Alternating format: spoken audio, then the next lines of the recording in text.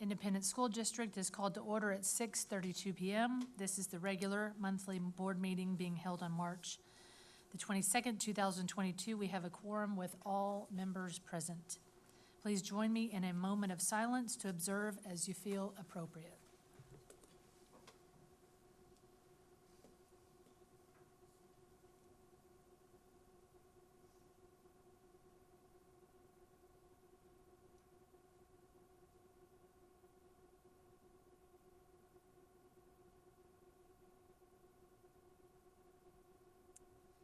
Please stand and join me for the Pledge of Allegiance and pledge to the Texas flag.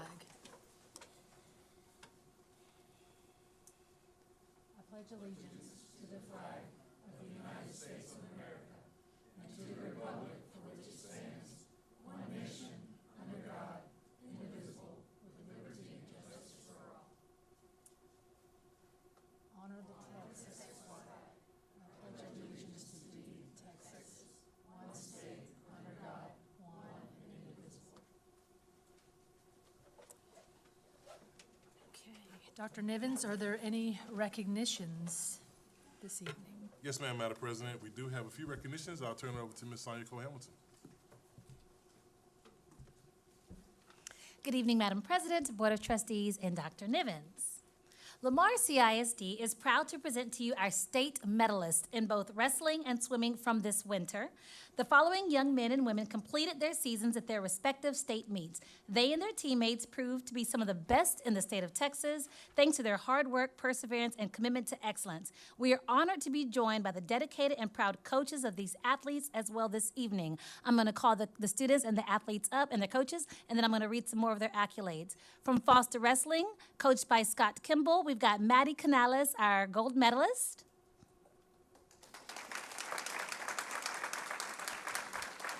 Fulshire Wrestling, coached by Adam A. We've got Seth Smith, bronze medalist in the 200-pound weight class. Fulshire Swimming, coached by Matt Thomas. We've got Avery Dillon, silver medalist, 200-yard freestyle, gold medalist, 500-yard freestyle, girls 200 free relay team, bronze medalist Avery Dillon, Ellie Paisley, Emma Nowotny, and Kaylee Kennedy.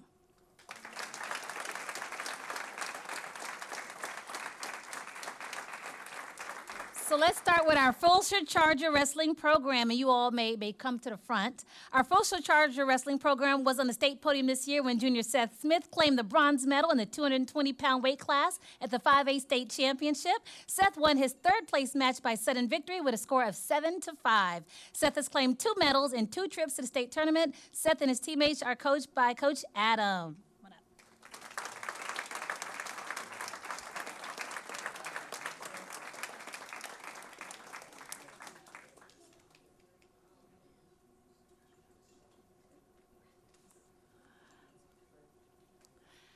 The Foster Falcon wrestlers cheered as sophomore Maddie Canales had a gold medal draped around her neck after claiming the 128-pound 5'8" state championship.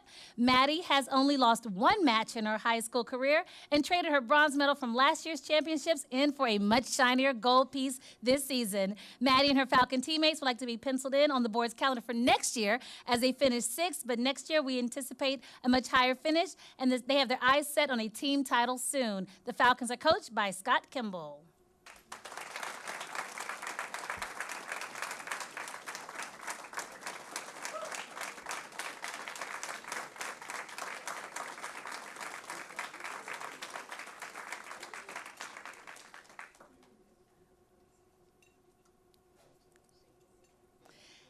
The Churchill Fulshire girls swim team continues to raise the bar and add records and recognitions to the natatorium wall. The Charger 200 free relay team finished with 3rd fastest time in the state and claimed the bronze medal. The relay team includes junior Ellie Paisley, freshman Emma Nowotny, sophomore Kaylee Kennedy, and freshman Avery Dillon. In fact, in her first high school season, freshman Avery Dillon claimed a full set of medals from UIL. She added to her bronze in the relay with a silver in the 200-yard freestyle and finished with a gold and state championship in the 500-yard freestyle. The Chargers ended this year's 5A UIL state meet as the 5th place team in the state of Texas and cannot wait to get back into the water. The Chargers are coached by Matt Thomas.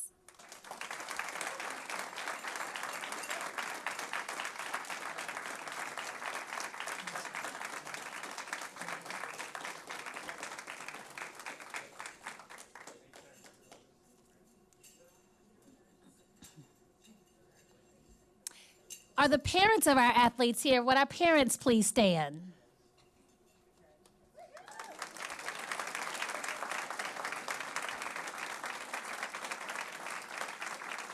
Parents, please come to the front. They want our kiddos, our kids, students, please come to the front for our group photo. And the coaches. Students and coaches, please return to the front for the group photo.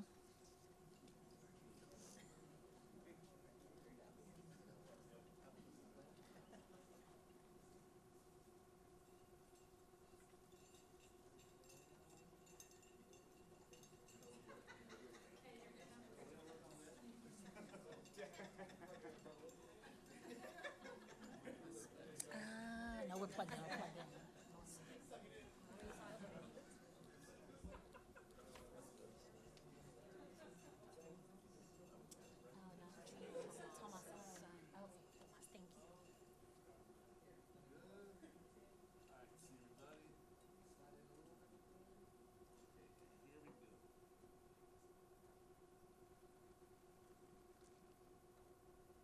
Cool.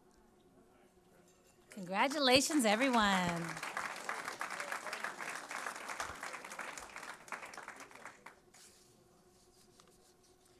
Sorry, and that's Coach Matt Tomas. Sorry, Mr. Tomas.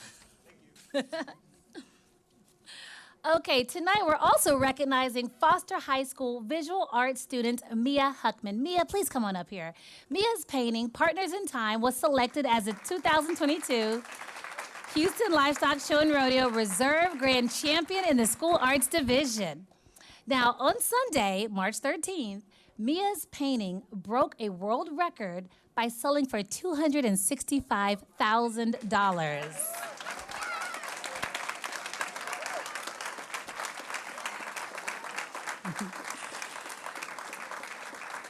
It sold for $15,000 more than the grand champion painting. Now, Mia's portion of the auction sale will be $14,000. Just so you understand quite how impressive this is, 3,000 pieces of artworks were submitted by 95 school districts in Southeast Texas, as well as 54 private schools. 739 were selected to advance to the next round of judging, including 13 from Lamar CISD. Out of the top 739 pieces, 72 were selected for the auction, and this is the 12th time since 2000 that Lamar CISD has had either a high school grand champion or reserve grand champion in the arts contest. So in addition to being a visual arts student, Mia is also a part of the Falcon Band's Color Guard. She was also in this year's production of The Wiz. She's a visual arts student of Miss Monica Aracia at Foster High School, and she's the daughter of Michael and Vicki Huckman. Would the parents please come forward?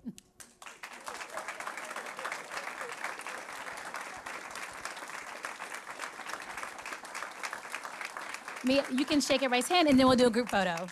You can shake hands.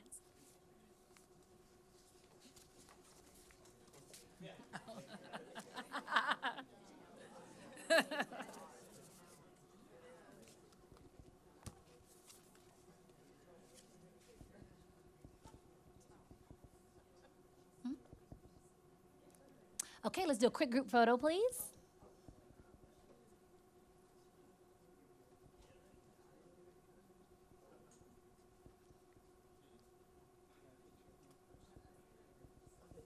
Yeah, yeah, with our trustees. Where's the teacher? Yeah, we need the art teacher. Yes. Definitely come on up. There you go.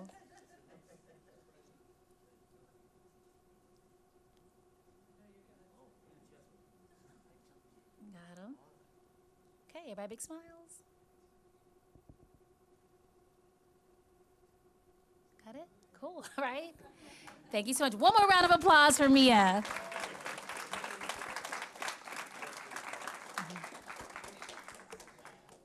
And Dr. Nivens, this concludes our recognitions for this evening.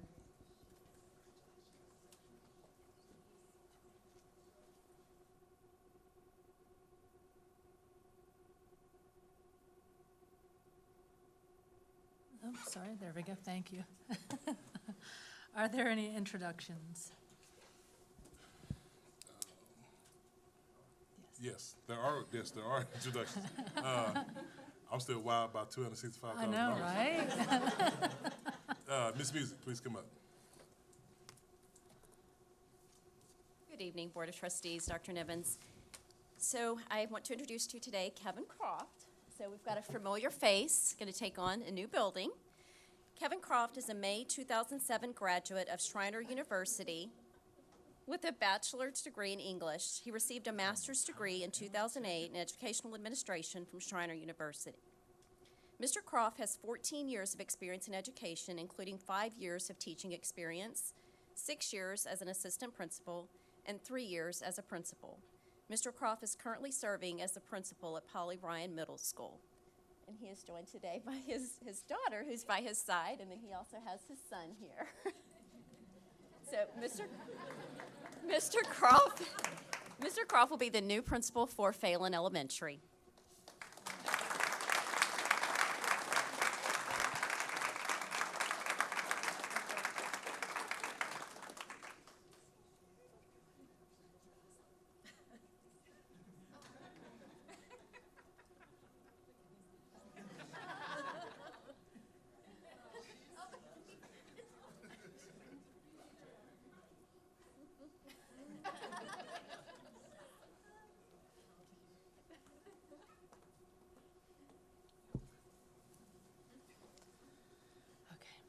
Okay. Ms. Johnson, are there any public comments? Yes, ma'am. If you wish to address the board, you must fill out a card and submit it before the presiding officer calls the meeting to order. While speakers generally have 5 minutes to address the board, the presiding officer may establish an overall time limit for public comment and adjust the time allotted to each speaker when necessary to accommodate a large number of speakers. However, no speaker shall be given less than 1 minute. All of this is in compliance with HB 2840. Each speaker tonight will have 5 minutes. While the board values hearing from members of the public, trustees may not respond to comments as they are prohibited by law from discussing or deciding any subject that is not on the board's publicly noticed agenda. Speakers having complaints against individual district employees or trustees may only address the board after filing a complaint form and in the manner provided for in board policy DGBA employee complaints, FNG student and parent complaints, GF public complaints. The presiding officer or designee shall determine whether a speaker has filed a complaint according to policy.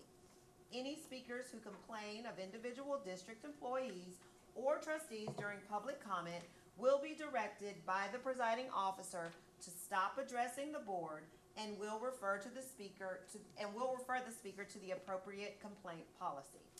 Please state your name when you come forward. Our first speaker is Michelle Roth.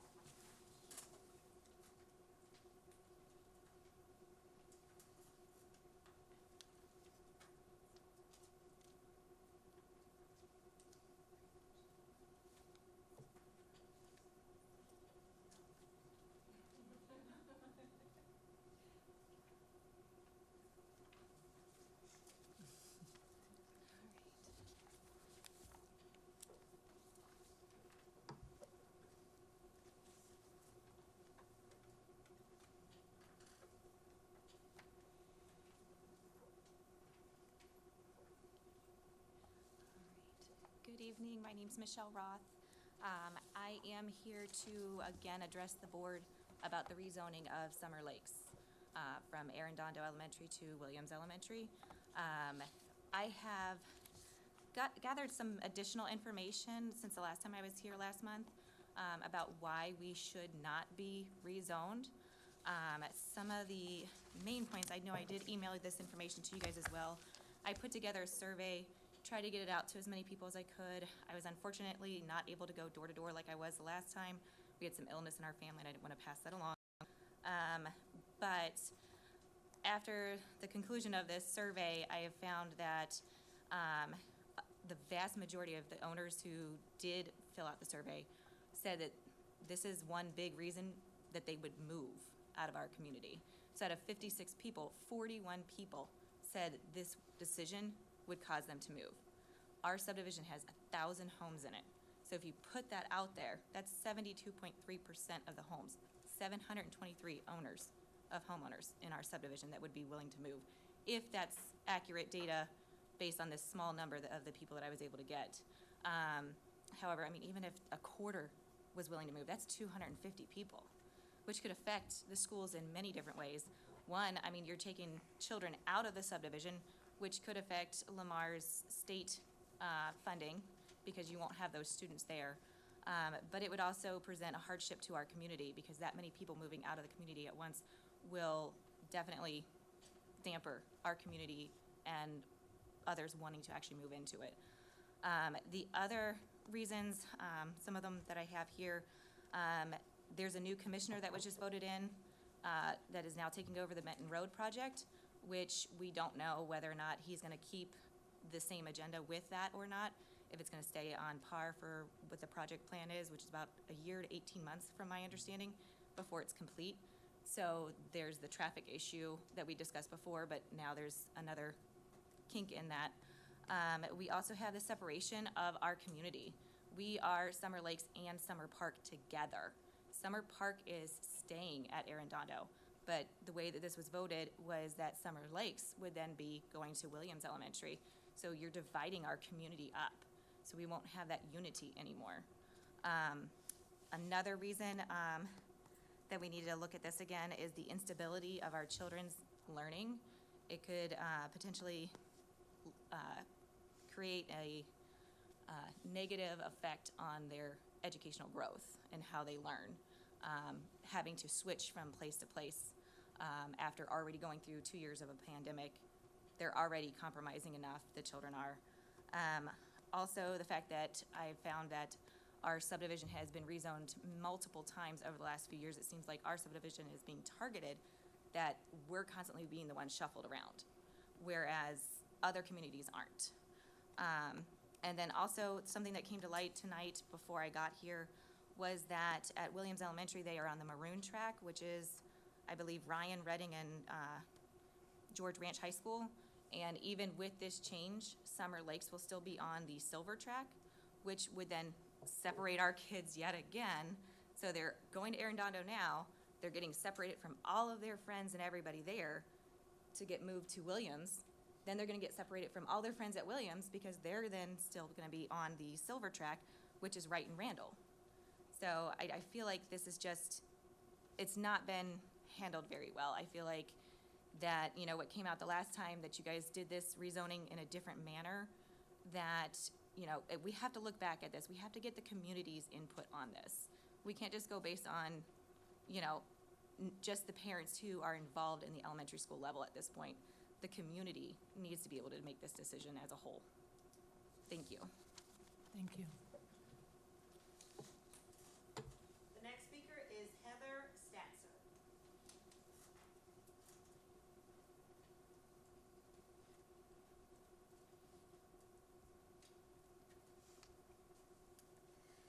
As stated, my name is Heather Statzer, and I am here to also speak again on the rezoning of Summer Lakes. I want to tell you that I appreciate you allowing the opportunity for Michelle and I to come and speak again in front of you. I know that we speak for many, as she said, but we are the faces currently right now that are leading this.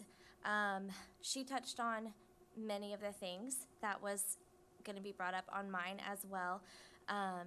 One thing that I'd like to just go back and address that I had some concerns on as far as when we spoke last was Williams' numbers. When they were asked what Williams' current enrollment was, it had to be looked up. It wasn't a known number, which made me a little concerned as far as if I were a parent, and I am sitting in this room, I would want to know what is the projected path of the numbers, because Williams was overcrowded. We did crowd control, rezoned, but what is Summer Lakes and all the other elementary schools moving to Williams, what is that going to make their number be? Is it going to be near needing to be rezoned again in a couple of years? And if so, what schools get rezoned, what neighborhoods get rezoned? And the traffic pattern, It was as well stated that it was looked at in previous years. As somebody that is about to move into that school, I would like to have known that the traffic pattern was a concern already because of overcrowding, and that it had been addressed or was going to be addressed, and had a plan in place as far as knowing what we're gonna do. But it was stated when asked that they hadn't looked at it since several years prior.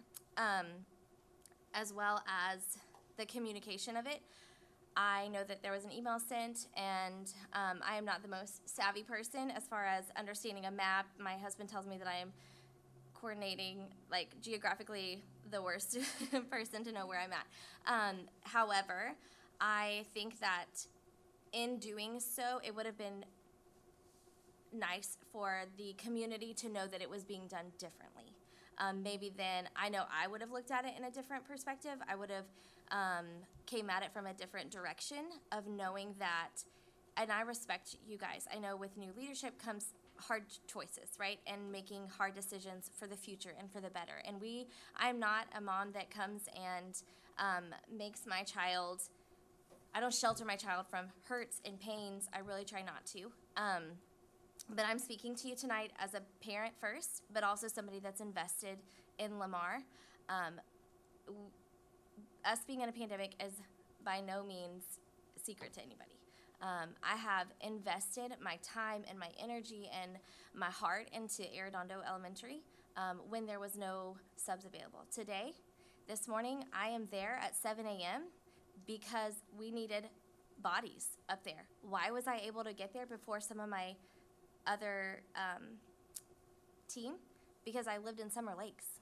I didn't have to cross a railroad track. I didn't have to deal with several lights. I was able to be there in under 5 minutes and be in the cafeteria or in the gym sitting with students and making sure that they are safe and comfortable and protected in the middle of a crazy storm. So going back to the communication piece, I just would like to bring it to the attention of, if we were going to do it in such a different way, that for future it might be better to allow the community to understand that as well, and to see that it is going to be handled differently, if that made any sense. And lastly, the Summer Park and Summer Lakes community being split. Summer Lakes is the mothership of Summer Park and Summer Lakes. We have the pool. We have all the community events are hosted at our pool or at our large green.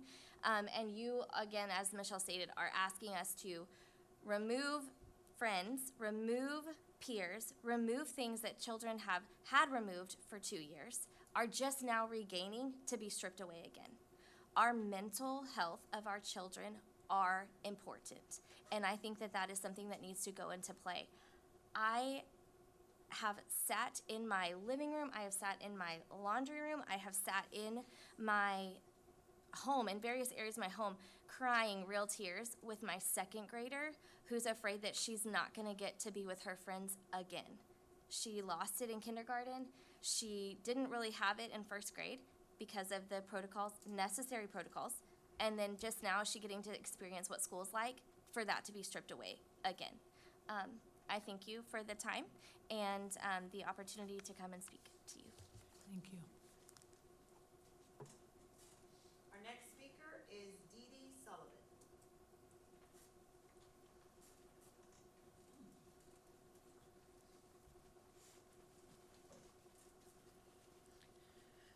Hello, my name is Dee Dee Sullivan, and I came to speak about possibly naming a school after Lynette Brown. Lynette Brown was my teammate for 23 years at Taylor Ray. She was the first friend I ever made. She reached out to me to make sure that, that we would be a team. She loved the children. She encouraged them to be creative and to be involved in self-expression.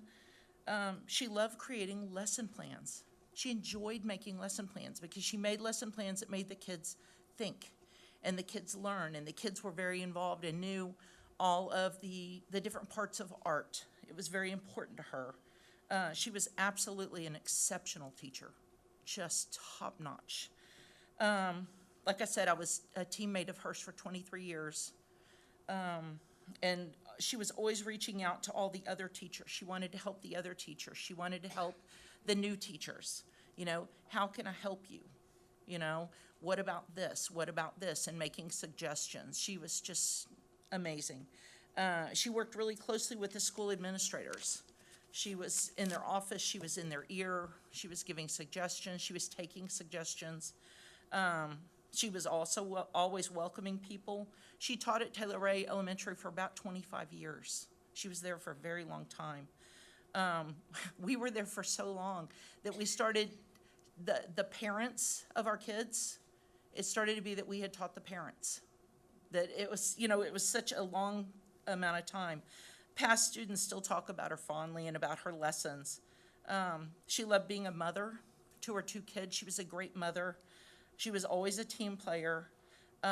She'll always be remembered for leading yoga exercises in the gym. Sometimes it would be like a no day, like it was testing or something, and we would have all the kids in the gym together. And Lynette, the art teacher, would get up there and lead the kids in yoga poses. And the kids loved it, and we loved it. It was fun for everybody. Everybody loved her. She was also involved in Girls on the Run, which is a program where they take 4th and 5th grade girls and teach them running skills, but they also teach them how to grow as a person. And she was involved in that. That was very important to her. She was very, very dedicated. She was dedicated as a friend, as a mother, as a teacher, and as a volunteer. And so I just wanted to speak for just a minute on her behalf and make sure that somebody said, what about Lynette Brown? Maybe we could name a school after her. Thank you so much. Appreciate it. Thank you. That is all, Madam President. Thank you. Do we have any board member reports? We can start at this end. Ms. Danziger? Let me get my microphone on, I always forget. It's been kind of a busy few weeks since we've been away. After the last board meeting, of course, we had Men Who Cook, which I think was an absolute success, seeing all the people there, and thank you, Dr. Nivens, for your delicious shrimp. I think you're gonna make a little more next year. I like it went fast. Also, I think March 1st, organization that's dear and dear to my heart is the Fort Bend County Retired Educators Association. We collect books throughout the year, and this year Jane Long was the recipient of our books, and we went into every kindergarten and 1st grade class, and every child was able to pick out a brand new book, and we wrote their name in there, and they were so excited. And I just want to say the children were so gracious and loving and happy, and it was a lot of fun. And some of the other retired teachers that came were so pleased with the classrooms that they visited. Then, of course, we had Read Across America that week, and I ended up reading over at Velasquez and, of course, Austin Elementary, which is also near and dear to my heart, too. And they had celebrated Dr. Seuss, so I come dressed up like Dr. Seuss characters, which is kind of fun. And a couple weeks ago, Dr. Nivens and I got to go visit the Red Track secondary schools, and I'm so proud of the excellent classrooms that we visited, and the students. They were all engaged in doing activities that I had no idea if I could be doing. But I was very pleased by all the schools that we saw, and it was a lot of fun.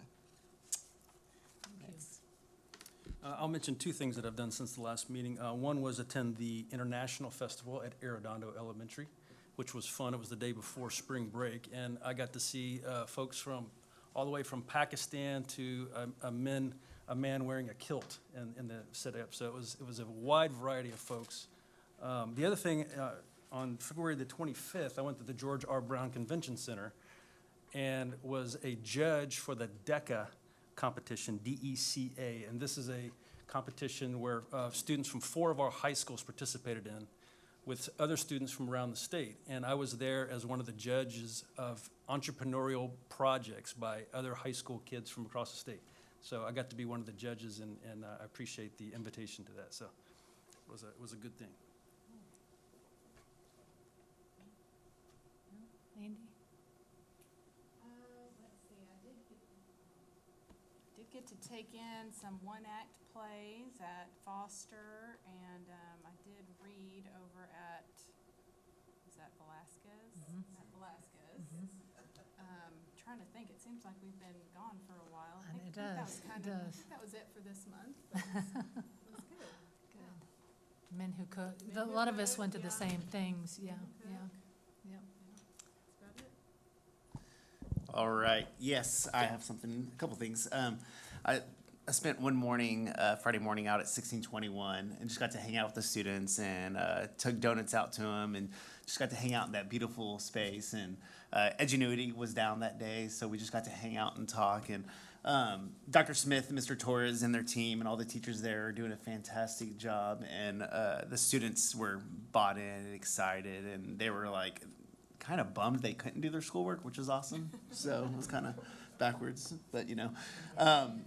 Then I also got to be part of NJHS, got to go out there at Wright Junior High, their induction ceremony, which was pretty awesome. My son was inducted. Way to go, we did that, right?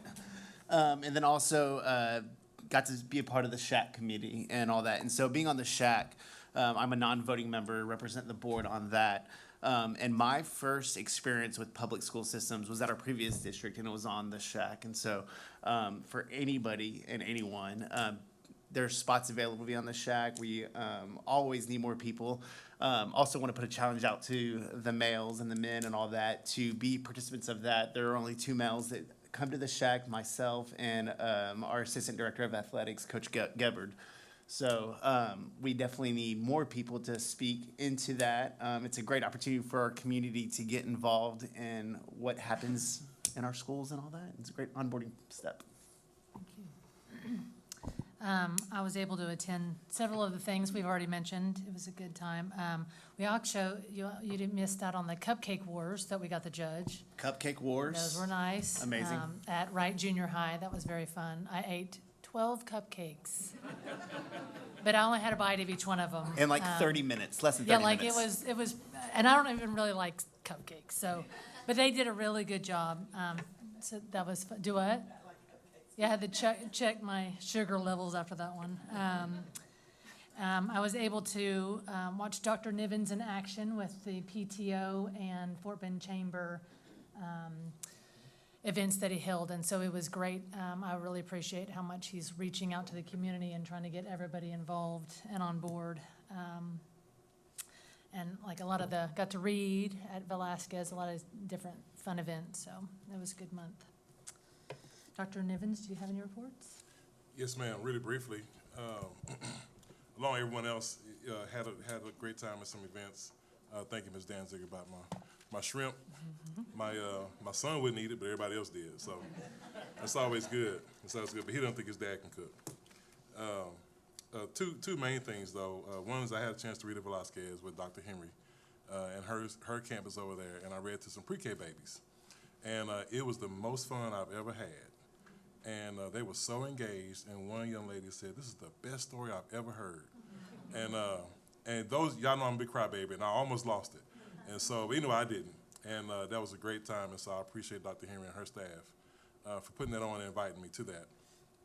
But also this morning, as recently as this morning, you know, we had the storms come in, and you know, right around 6:30, you know, the storms came in, and you know, our phones started blowing up. We're all on the phone together.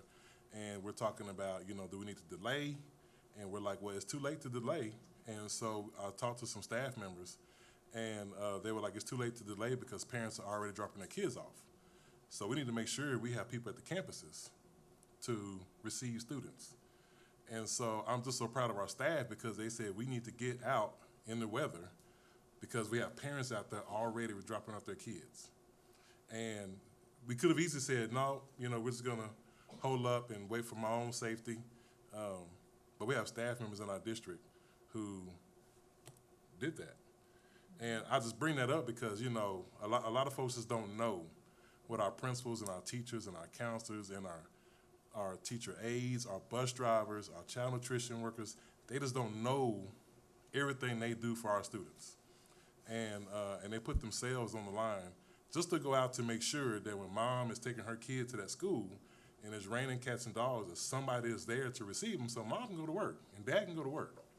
And, you know, we got some negative press about it, but the silver lining around that is that we had people out there receiving students because parents were already out on the roads taking their kids to school. And I just want to thank the staff, I mean, from the bottom of my heart, because it's a big deal. It's a big deal. And a lot of people don't know what all you guys do, the guys looking at me. They don't know what you do, but I do, and this board does. And it is greatly, greatly, greatly appreciated. Ditto. Yeah. Okay, thank you. At this time, we will take action on the consent agenda and current action items. We are going to pull, on the consent agenda, we're going to pull 8C, 9, and then action items 9A1. Are there any other items? Mr. Welch? Yeah, I'd like to pull 8L. 8L, Yep. okay. Can we pull 8, N? 8N. I feel like I'm calling bingo. Okay. Any others?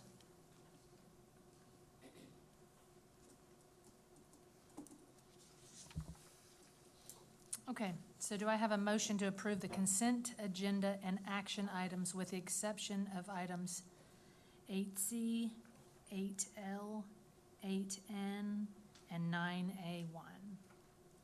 I'll make it. Mr. Welch makes the motion. Do I have a second? I'll Mr. second it. Mr. Lambert seconds. Is there any discussion? Okay, all in favor, raise your hand, say aye. Aye. Okay, none opposed, motion carries. Okay, so we will now read the resolutions, beginning on page 26.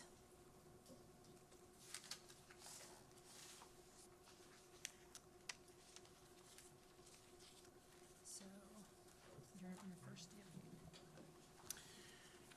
Whereas administrative professionals are valuable members of educational teams in schools and their administrative operations, and whereas educational administrative professionals contribute in many ways beyond their most recognizable function as an administrative assistant, and whereas their assistance is particularly important in the daily activities and operations of a school district, and whereas administrative professionals serve our educational community by providing support for students and staff, and whereas educational administrative professionals assist school and district personnel as trusted communicators with parents and community members, whereas their connection to the community aids in communication and positive public relations within the community, therefore be it resolved that the Board of Trustees of the Lamar Consolidated Independent School District declares the week of April 25th through 29th, 2022 as Educational Administrative Professionals Week, and encourages members of the Lamar Consolidated Independent School District staff and community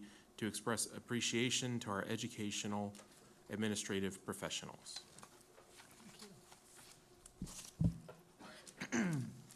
Whereas school librarians play a critical role in the educational process through involvement in reading and research, and whereas school librarians serve as an instructor for early literature appreciation and share a unique knowledge of literatures as a way to learn and as a recreational pastime.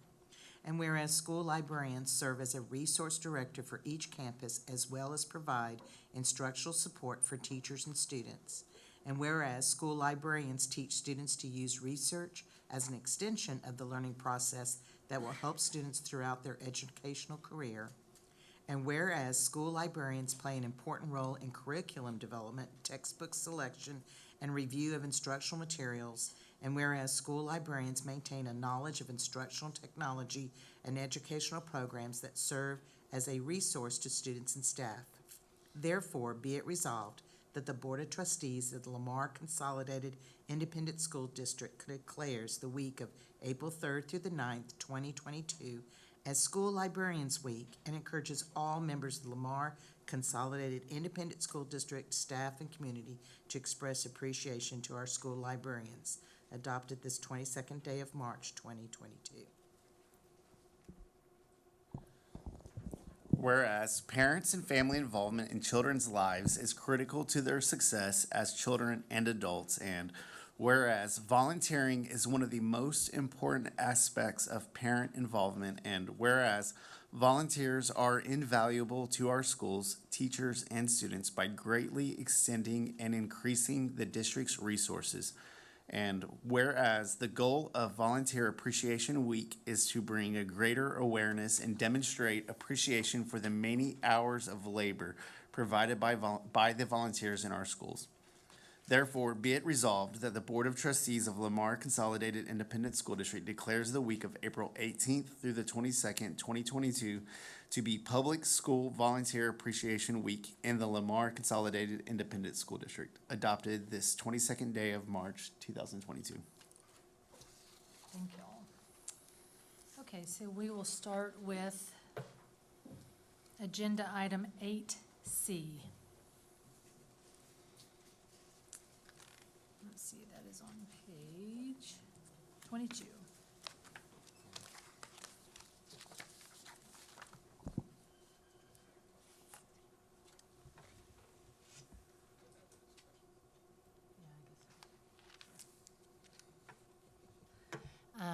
Do I have a motion? I'll make the motion. Ms. Danziger? Yes. Would you like a second? Thank you. Mr. Hubenak, seconds. Okay, so thank you, Mr. Estrada. So I had some questions about the last item on page 23, which is the Performing and Visual Arts Department is requesting a budget change to pay for 72 students from all 6 high schools to travel to the International Thespian Festival this summer in Bloomington, Indiana. So we're being asked to approve $100,000 from instruction to go to extracurricular activities. So I just had some questions, and so thank you for Yes, ma'am. answering some of them via email already. So my first question was, is the request for $100,000 to send students to a festival a common request? The answer was not, it is not a common request. This is the first time we've had so many students qualify for the National Thespian Conference, so, which is exciting. But will you kind of describe what that means to qualify, what they had to do to get there and that type of thing? Yes, ma'am. So we send students from all 6 of our high school theater programs, and entry fees to the Texas Thespian Festival happens in November. And those entry fees are either paid individually or they come from fundraising projects, productions on the campus level. We pay for transportation to get the students to Grapevine, where it takes place over 4 days. And so if they place at the Texas Thespian Festival, they qualify for the International Thespian Festival. And it's international because it's all 50 states, the territories, plus wherever there are American-type theater programs around the world. So the last time I went, I met someone competing from Dubai. So that's why it's called international. It takes place in June. It's usually on a college campus. This is the first festival after the COVID quarantine, and it used to be at University of Nebraska. Now it's at the University of Indiana in Bloomington. We are transporting, as of today, 65 students plus staff and 1 administrator. We're flying the kids up, transporting them from Indianapolis to Bloomington, where they will compete. They will take clinics. They will acquire skills that will bring back home and strengthen their theater programs on campuses. Okay. So they had to qualify at the state level, Yes, ma'am. and then they won, or they placed in a certain, They do place at a certain level, and so they are competing. They're in individual events or they're in group events. okay, Theatrical, duets, group musical, solo monologue, anything theatrical there's an event for it. There's even stage management. There's technical theater. Okay. So it's not just if they want to go, they had to place locally yes, first? They had to place. Okay. So I asked you what instruction was given up in order to fund the trip, and you said the Performing and Visual Arts Department budgets annually for musical instrument replacement. And the director, which is you. Yes, ma'am. You decided to delay the ordering instrument replacements for this year in order to fund the trip. So, I'm not familiar with, you're over the whole budget for the arts, correct? Yes, ma'am. So I know we've had a committee meeting about fees and instrument fees, and so this is why this kind of popped up for me as well, that, so if we're taking away $100,000 from buying, or from the instruments, how does that, next year if 72 people qualify again, how do we delay that budget? I'm just, So if I can expand a little bit on the functional, on the instructional budget. I think a more accurate way of describing that would be to purchase, replace multiple fine arts project expenditures. It can be musical instruments, it can be band instruments, it can be orchestra instruments, it can be pianos. We've also used that fund to replace theatrical one-act play sets. So there's a standard set of equipment, props, that are used for a one-act play production. And every school has, sometimes they have to be replaced. Okay. Sometimes a light board in an auditorium goes out and we have to replace it. So it comes out of one fund. For the most part, though, that's musical instrument replacement. We cycle through instruments and they need to be replaced. When they have increased repairs, it's usually more cost-effective to replace an instrument rather than to keep repairing it. Right. And with the volume of instruments that we have in our inventory across all the secondary schools, we just budget for it. And with increasing prices, that's where all the money was. So I had to, I'm asking to take 100,000 out of that fund and shift it over to fund travel. The money's budgeted. I just didn't, with increased transportation costs, it's caused me to have to prioritize and reprioritize different expenditures. So normally, so if we had, say, 72 people go next year, we wouldn't be able to tap into the band. I mean, I guess my concern is this going to be something that we need to relook at for the future?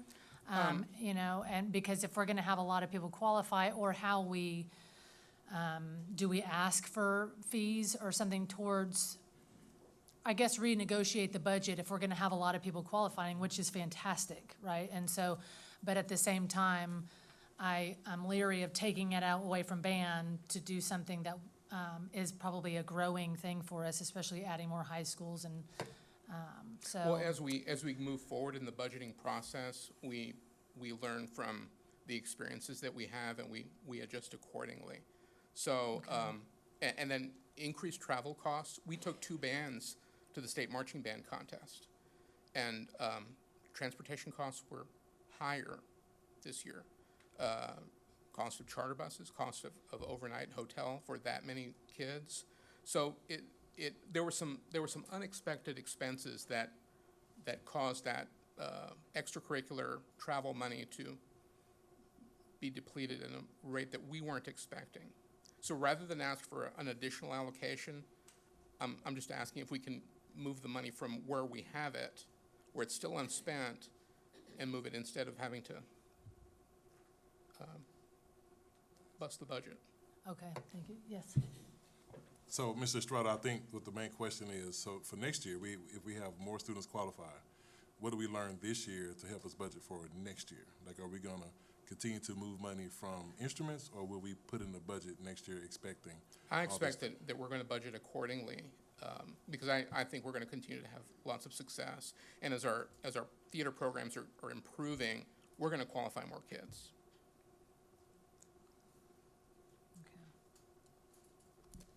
Mr. Welch?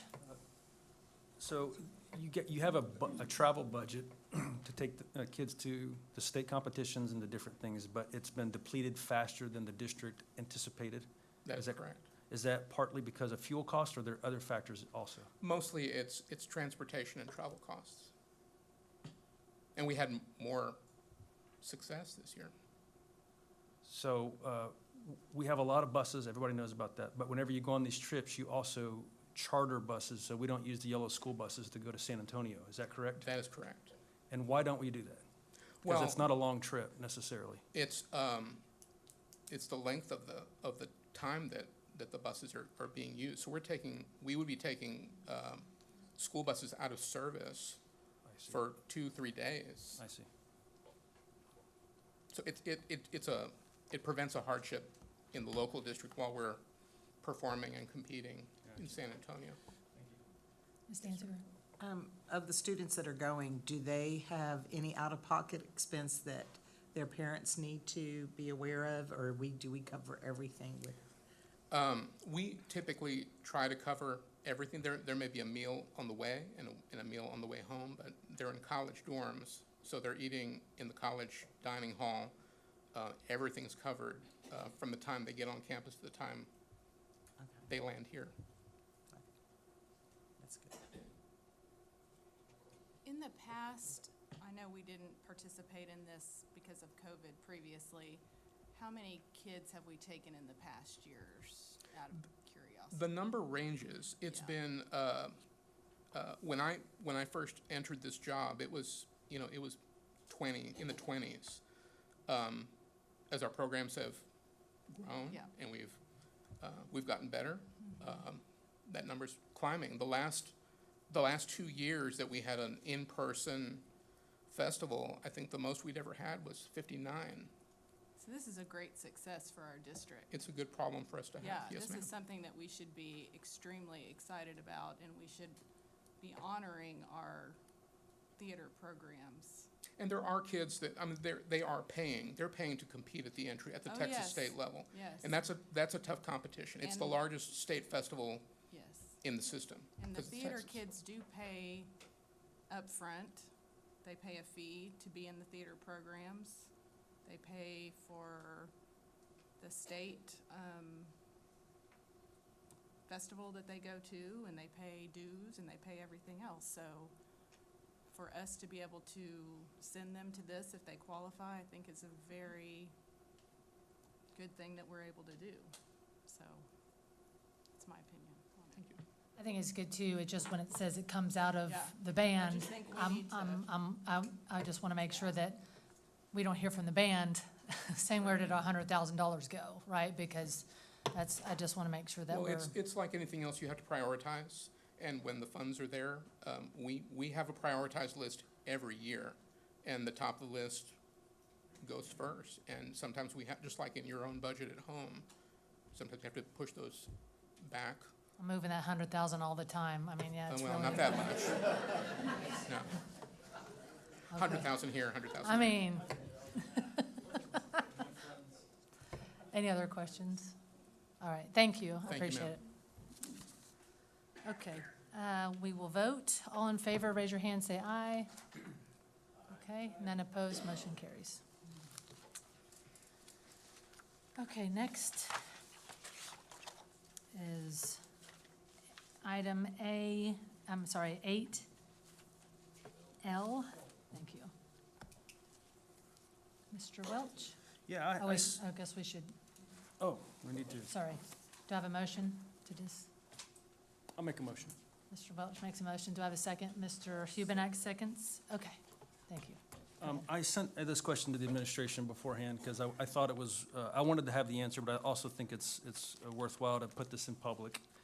This has to do with the 2020 bond that as a board member, I really dug into a lot and really challenged the administration just to keep everybody honest and just because I'm a taxpayer myself. This has to do with the tennis courts at Lamar High School. And I thought at the time, 2-3 days ago, and I was really trying to get all my thoughts together, and I was digging into a booklet that we got from the PBK architects, the long-range planning facilities master plan. I thought it was a cost that went out to the public at $1.7 million. But evidently, it was an estimate up front, and that's not what the bond committee passed. That's not what this board passed, and that's not what the public approved. So that, I don't really necessarily need an answer on that. So I do want to read the other part. That Sterling Structures bid this job in November of 2021 at $3.63 million, and then the administration requested that the board recommended that the board reject that bid, which we did in December of 2021. Now Sterling has come back with another bid at $2.23 million, and I believe the administration is going to recommend that we approve that tonight. So my question is, what's the difference in their bidding from the $3.6 million to do the tennis courts to their current of $2.23 million to do the tennis courts? Right. And so when we received the bids back in December, the scope of that project was to provide 10 tennis courts on the other side of Mustang, on the same side as the new sub-varsity field and field house. And when those bids, it wasn't just Sterling's bid, it was all the bids came in over budget, way over budget. And so that was when the recommendation came back to reject all and rescope the project. So Can you define what rescope means, would you? when we pulled back and relooked at everything to make sure we hit the items in the bond issue and not get additional items and look at where we were running over. And so when we came back and redesigned it and relooked at it, we looked at it at just replacing the tennis courts, going from 8 tennis courts to 10 lighted tennis courts on the same location where the current tennis courts are.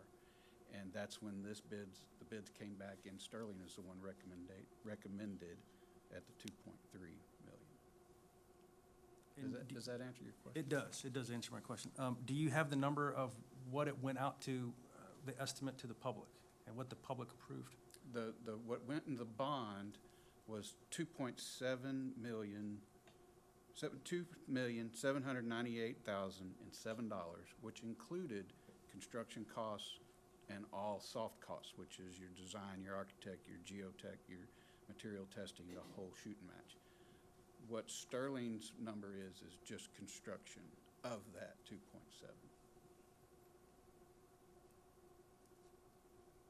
Thank you. Mr.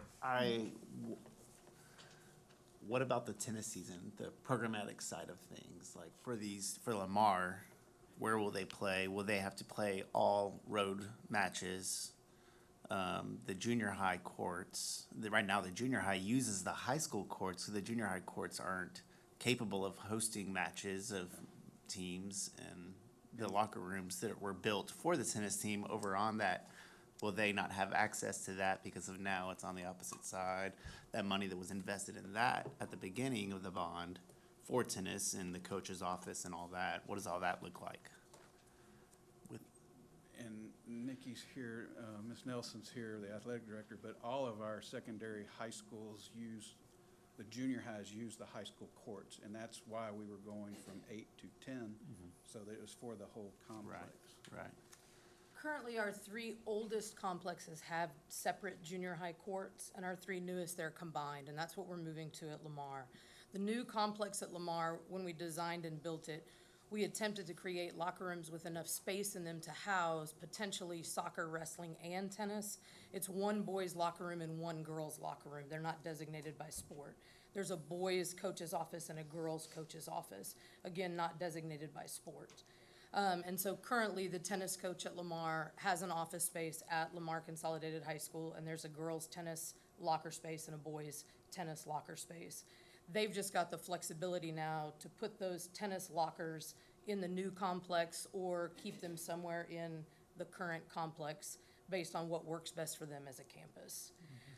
Once the project continues to move through this process and we've got a more accurate timeline, we'll start working on the logistics of where they'll practice and what we'll have to do to adjust their team tennis schedule in the fall. Okay. So, because they're finishing up spring, I think this week, next week? It will be finished within the next couple of weeks, Spring and will then be. junior high tennis will play right on the back end of that. Okay, so the junior high will be able to, they'll still be able to use the facilities for this year. That's what, we are not gonna hinder their play. Okay, but for the fall season, it will be hindered. We're hoping that it will be completed by September. Okay. It will be altered, and we will have to come up with a plan for that. But once we get a timeline from construction, then we'll work out a plan for how we're gonna adjust for that. They will be able to complete their entire season, and they will have practice space. Okay, but will they possibly have to be bused to another campus? So they Similar to want what the we've had whole to do in home the court past. and all that kind of stuff? Similar to what we've had to do in the past with swimming, or when we've had our, a few years ago when we were putting turf down at our stadiums and we had to alter spring football practice and those kind of things. So the parking that was gonna be at the new, well, was gonna be new parking where the tennis courts are gonna be now, will be, it's fine without that, right? Like, we have enough spots. We As don't. far as parking, Yes. because we also added some at the sub-varsity field across the street. Okay. Trying to get all the parking off of Mustang. Yeah, that's busy. Yeah. All right, thank you. Okay, so take a vote. All in favor, raise your hand, say aye. Aye. Reluctantly. Aye. None opposed, motion carries. Next is, do I have a motion to consider the approval of item 8N, which is the elementary school number 34 design development? Ms. Danziger makes a motion. I'll second. Mr. Hunt seconds. Mr. Hunt? So I had a few quick questions. First, what is the ETA on opening this school? We are scheduling to open this school in August of 2023. And then on the site plan, it has a 1/8 of a mile track, and that's not at all of our elementary schools. So what's the criteria for having a track versus not? In most of our new locations, the track has been an ad, and we've been trying to keep to an 1/8 of a mile track as a standard. Some of the locations that had their PTA ad tracks, some of them went larger than an 1/8 of a mile, but we're trying to keep to a standard of 1/8 of a mile. But so when did we start putting in tracks? Because correct me if I'm wrong, does Lindsay have a track? Does Tamaron have a track? I don't believe they do, and I have to admit, is it gonna be in the construction documents? Yeah, and so, and that's fairly new in the last few, projects. So since we've built, say, Tamaron, we've now started to make it, we're adding tracks to all of the elementary schools. In the construction program at all the existing elementary schools? No, so since, moving forward, Yes, sir. we're adding that to the construction Yes, process. sir. Is that part of the plans for the newer elementary schools that don't have it to go back and add a track? We have not talked about putting that in the plans right now, but that's certainly something that we can do for future bond issues. Yes, Okay. sir. And what are the tracks used for? I mean, is it just for PE classes or? And I don't know if I'm the person to answer that, but I know that they do go outside for recess with the tracks. They have field days on the tracks, as well as the community walks on the tracks after hours. Okay, so the gates would be accessible to the community while school's not in session? Most of our campuses are after hours. Okay. And then usually on the site plans, there's space that if we need it, there's space for portable buildings. And this one, I didn't see any space that was specifically designated for that, but is there space here that if the need arises, since this is an area where there's gonna be a lot of growth, is there space where portables could go? Yes, sir. There is space. We don't, want to put them on the drawings because we really don't want them. I hear you. They are, we do have the design to where it can accommodate portable buildings. Yes, sir. And with that, if that space is available, it wouldn't inhibit playground space or anything for the kids? Not with the normal number of portable buildings, no, sir. We have places that we can put them without impeding anything. Sometimes if it goes over that, special needs drives end up getting taken. That's happened in the past. Okay. Okay, thank you. I have one question. Ms. Danziger? Is this one of the first elementary schools of the 2020 bond? Yes, ma'am. So were all the elementary schools of the 2020 bond the ones that started putting a track in? And actually, Terrell, which is in the 17 bond, and Morgan in the 17 bond, and Phelan is also. They'll all have tracks? They'll all have tracks. And now 32 and 33 and 34 are the 2020 bond. I just wonder the same thing, why were some picked as others, but, because I know the year that one of the schools I worked in, we had to raise the money for Yes, that. ma'am. That's how it, yes, ma'am. Okay, so just going forward, then every elementary school from now on will have it? That's, Track. yes, ma'am. Okay. Mr. McKeever, this is going to be built for 750 students, is that correct? We are also putting an alternate in to add the 2 more classrooms to make it 800 to try to meet our new master plan principles. Very nice. The bond was created with the previous master plan principles, so we are going out and have an alternate to add that additional capacity.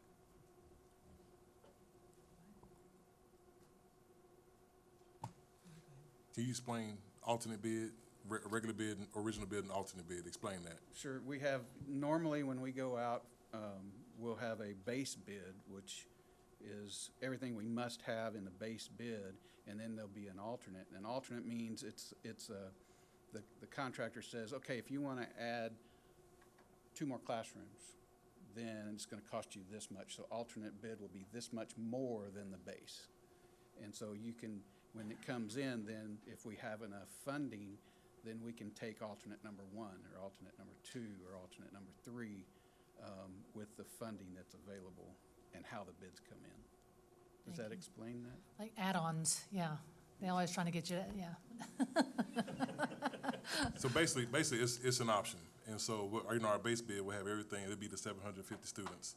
And then, since we did increase the master plan principles to 800, we will put an alternate bid in now for the 2 more classrooms. And if it comes in, if the original bid comes in under budget and the alternate comes in under budget and everything is at budget, then we'll add them. But if the alternate comes in and makes everything over budget, then we'll have to go back to the drawing board and reject that. And then, but we know in the new bond, we'll make sure that all of our campuses are designed for the 800, like we said, for the master plan principles.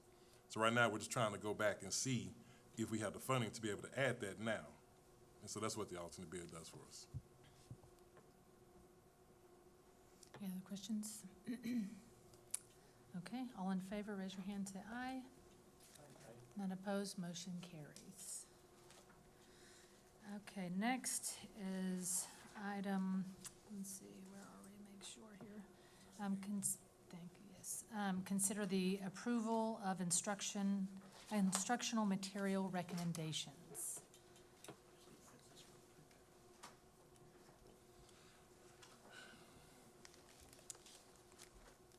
All right, board, I have Coach Nelson that will come up and talk about our instructional material recommendations.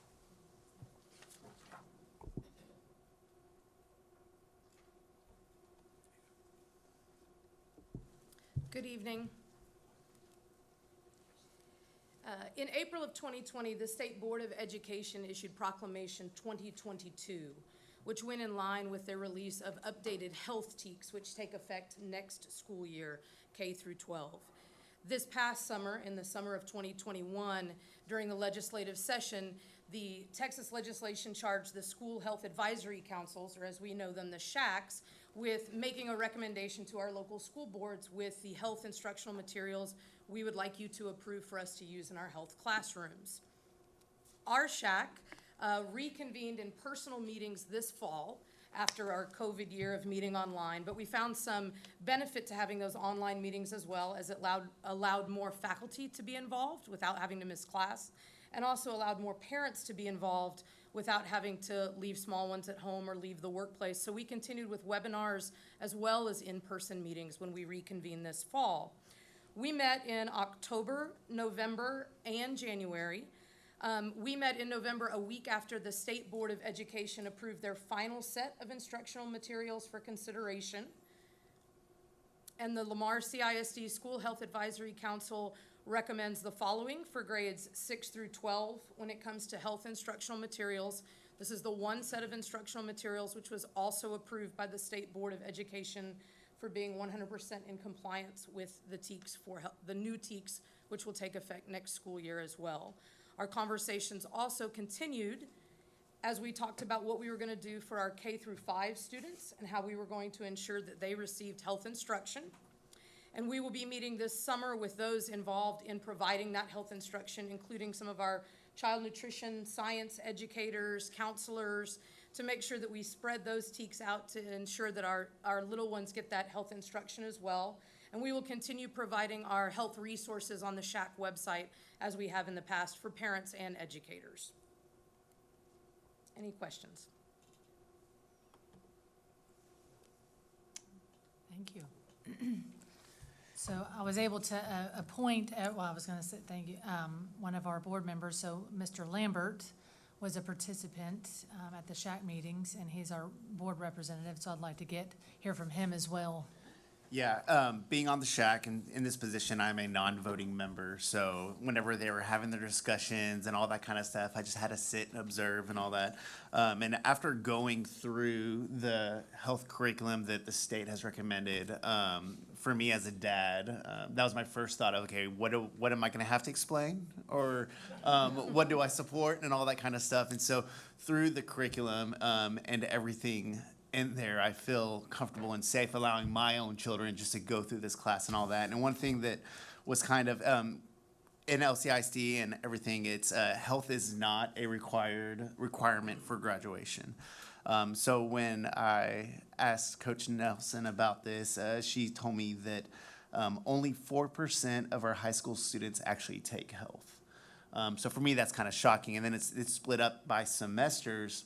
So in all reality, 2% of our high school or secondary students at a time are actually taking health. And after going through the curriculum and looking at it, it kind of also spurred some other thought of like, why in the heck is this not required? Because there's some good stuff in there about just healthy living, from emotional to physical, through our bodies and through just everything that the curriculum itself said. I was like, man, we need to have more of our students participating in health, more than just 2% at a time doing that. So I task you to get 98% more getting involved in that.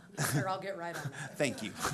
Thank you. As Zach would say, challenge accepted. Challenge right? accepted. Yeah. No, but like as a school board member and as a before that, I'm a dad, and I would feel fine and safe. And I went through our executive committee of the SHAC, and I shot Coach Nelson an email today, and I asked them all individually, is there anything in here that would cause you to question this, or want your student or your child or you as a teacher wanting to teach this? And all of them said that they support it, they feel confident, and they feel comfortable with the instructional material and all that. So as a non-voting member, I do agree with what they are putting towards us. And again, another challenge, man. If we can get more people involved in the SHAC, it's a great starting part of getting involved in their child's education and actually speaking life and speaking truth and speaking honesty and all that into our students in a good way. So. Thank you. Thank you for attending all of those. And I was able to grill Zach a little bit myself, and he was up for the challenge, so I appreciate all of his efforts. And there's future stuff coming up with the SHAC as well about, we're looking at emotional health, and all of that is talked about in this curriculum. So great job, Coach, on leading all this. Thank you. Thank you. Any questions? Okay, we'll take a vote. So is there a motion to approve the instructional material recommended? I'll make that motion. Okay, Mr. Lambert makes the motion. Do I have a second? Ms. Danziger seconds. Any further discussion? All in favor, raise your hand, say aye. Aye. Okay, none opposed, motion carries. All right, I believe that was it for that. Okay, we will now have presentations on the information items. Yes, ma'am, Madam President. We have Dr. Mosich, who is our Chief Learning Officer, to talk to us about our middle of the year MAP performance data. Well, good evening, Madam President, members of the board, and Dr. Nivens. The district has been laser focused on implementing the district campus improvement plans as well as monitoring the implementation of our campus improvement plans. Data sets are the best means of documenting success of any plan. Thus, I'll be providing key data sets from our winter MAP testing from beginning of the year to middle of the year, as well as our benchmark testing that has happened in March of 2022. As we review the year past in STAR, COVID learning loss is real. And so there are a lot of successes that we get to celebrate, but you will also see throughout the data, you're going to see also some challenges. As we look at MAP growth, it is a measure of student performance with a RIT scale.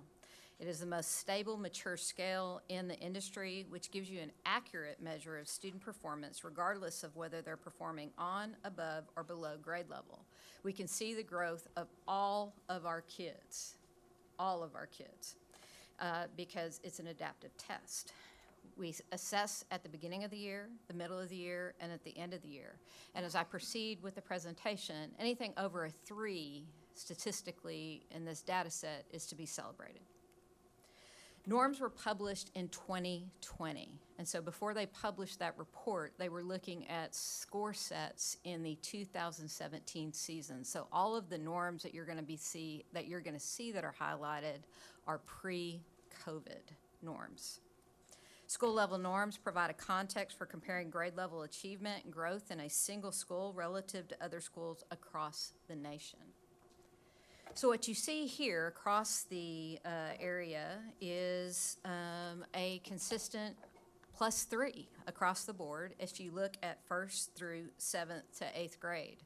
You're seeing a narrow of growth as you go up grade levels, and that is just a factor of child development per se, because it is common as kids become older or matriculate in a system, the less growth that they are going to have compared to your early years.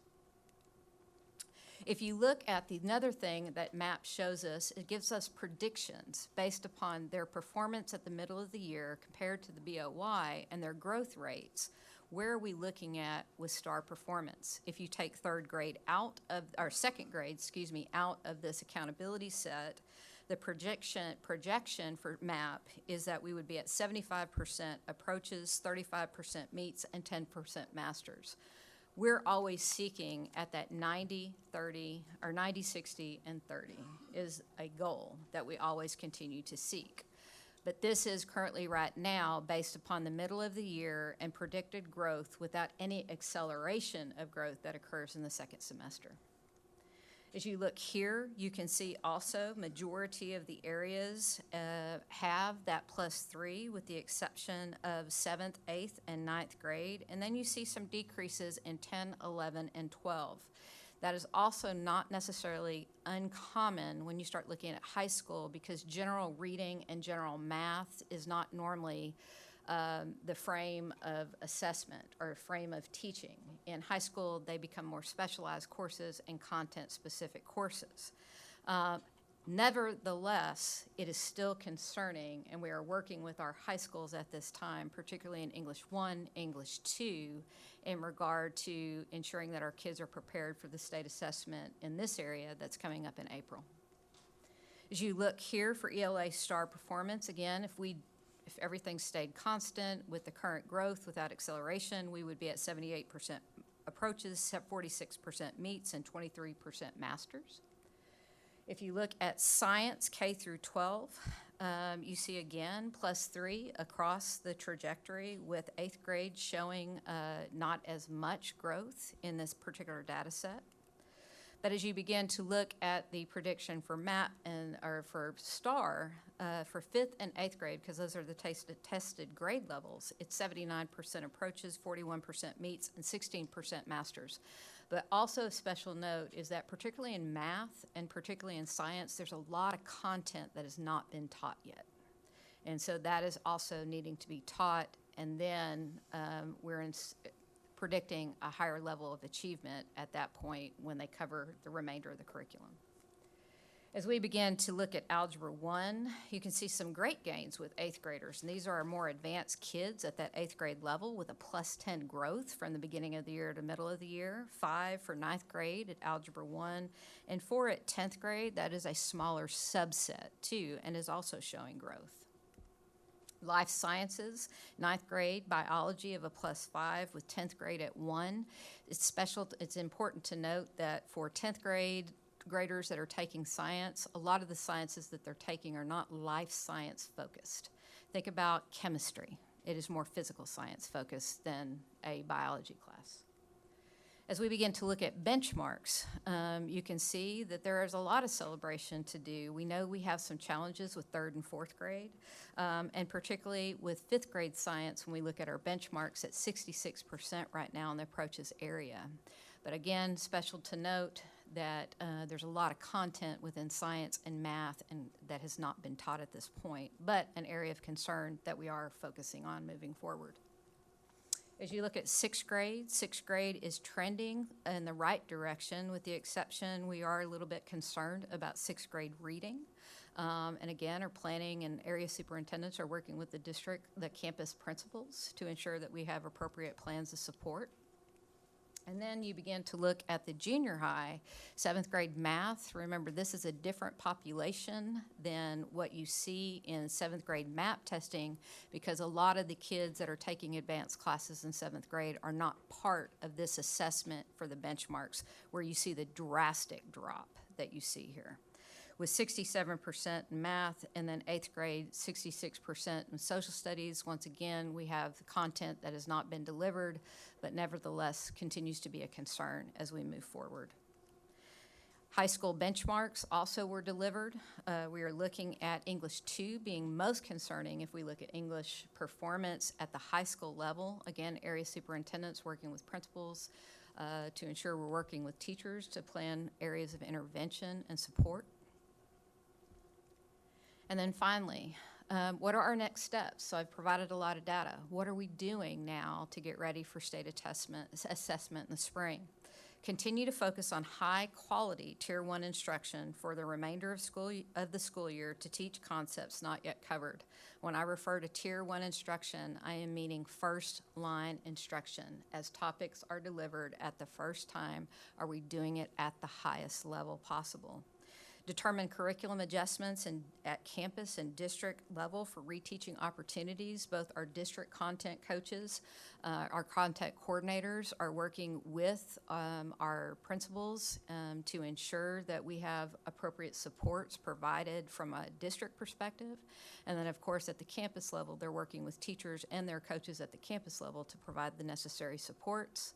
At the whole class, we're spiraling concepts for reteaching. That's part of the curriculum rewrites that we do oftentimes to support our campuses. We also have small groups. If you go into an elementary class especially, you'll see a lot of small group instruction happening to reteach a lot of these areas. Intervention time that is happening during the school day, both at the elementary and secondary level. And of course, tutorials before school, after school, and on Saturday as well. Do you have any questions for me? I do. Could you go back to that screen with the math and the secondary? Right, no, go back one more. No, go up. There you go.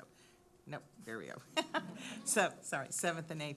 So, are all students being tested, or were, like, if a child in algebra, would they not take that? So you're pulling out some of the kids that are doing a higher math So you're, It's a condensed curriculum if you're going to be projected to take Algebra 1 in 8th grade. So that population that's set to take Algebra 1 is not taking this benchmark currently at 7th grade because the curriculum's different. okay, so basically when we're looking at this, we're not looking at all students. Correct. Okay, that makes sense. Which you see in the other one for the MAP data is all. And so Correct. that's why there is a difference of the 20% difference drop. It's a factor. Not saying it's not concerning, but it is a factor. Okay, but that makes sense. Okay, thank you. So for these students, like looking at that 7th grade one, the last full year of school with normal rigor was 4th grade for them?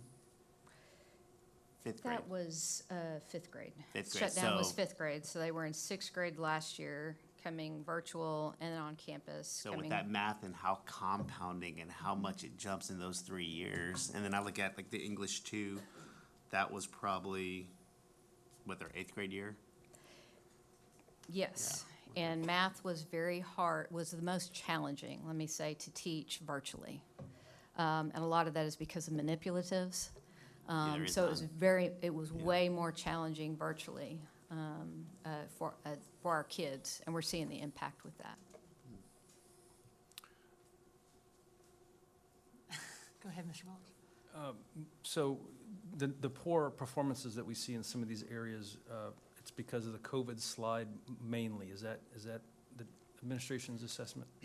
Well, you can't predict it to be one thing or another, but we do believe it's a factor.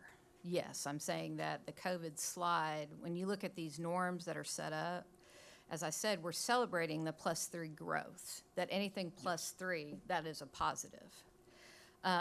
However, we know that those +3s or those diamonds that I showed you before were actually created before COVID. So nationally, we don't know how much more they dropped after the COVID pandemic to a national group of kids. So it could be possibly a factor.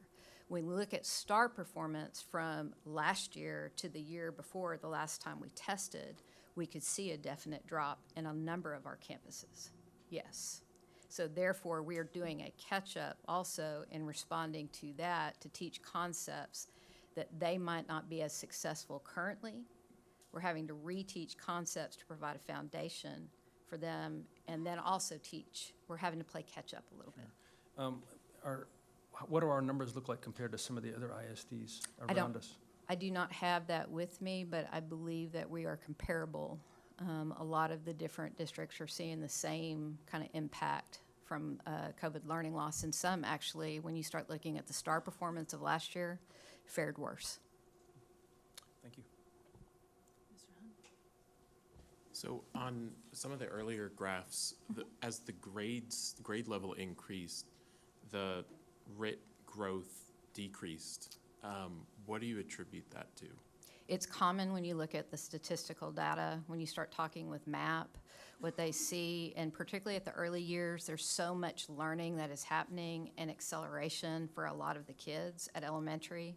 Consistently across, when you start seeing tests like this, you see more growth at elementary, and then as they get older, that growth starts to wane. And that is just statistically, because remember, this data is comparing us to a national subset, not just Texas and not just our regional area. Okay. And second question, MAP is new to the district this year, and Yes. we paid for it with the ESSER funds. What are some of the challenges that campuses have experienced in implementing it, and how has it gone? I would say the greatest challenge that we've had has been the technology.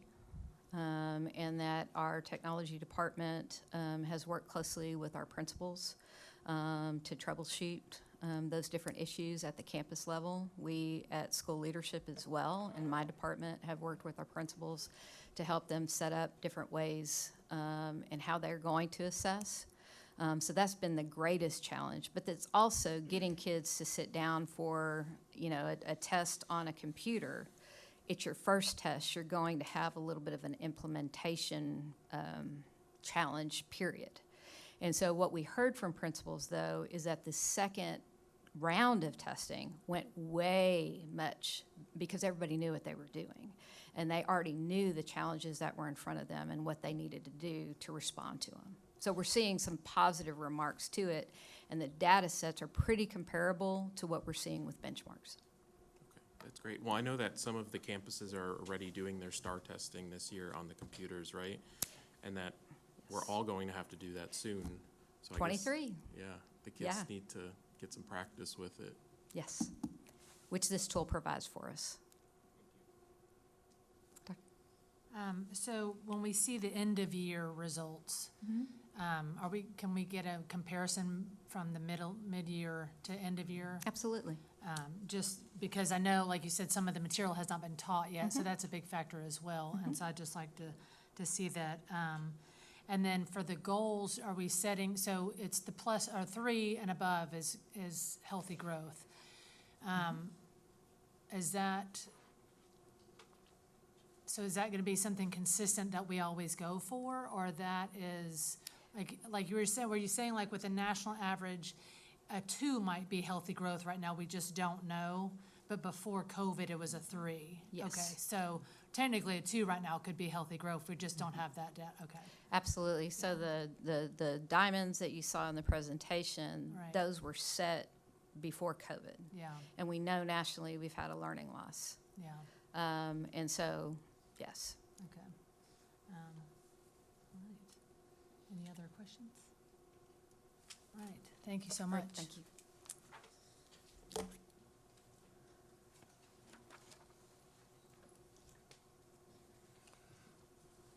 All right, trustees, wouldn't I have Dr. Jones to come up and talk about our library selection procedures? Good evening, Madam President, Board of Trustee members, and Dr. Nivens. Tonight I have the privilege of providing you a brief summation of the committee work to create a formal procedure for the selection of library books in LCISD. As you may remember, to do this, we formed a committee that represented a variety of stakeholders across Lamar CISD, some of whom are with us tonight. If you want to wave in the back. All those great, smart people back there. So great to have them here and to have them part of the committee. As a reminder, the purpose of our committee was to define a process and procedures for selecting new books for the LCISD libraries.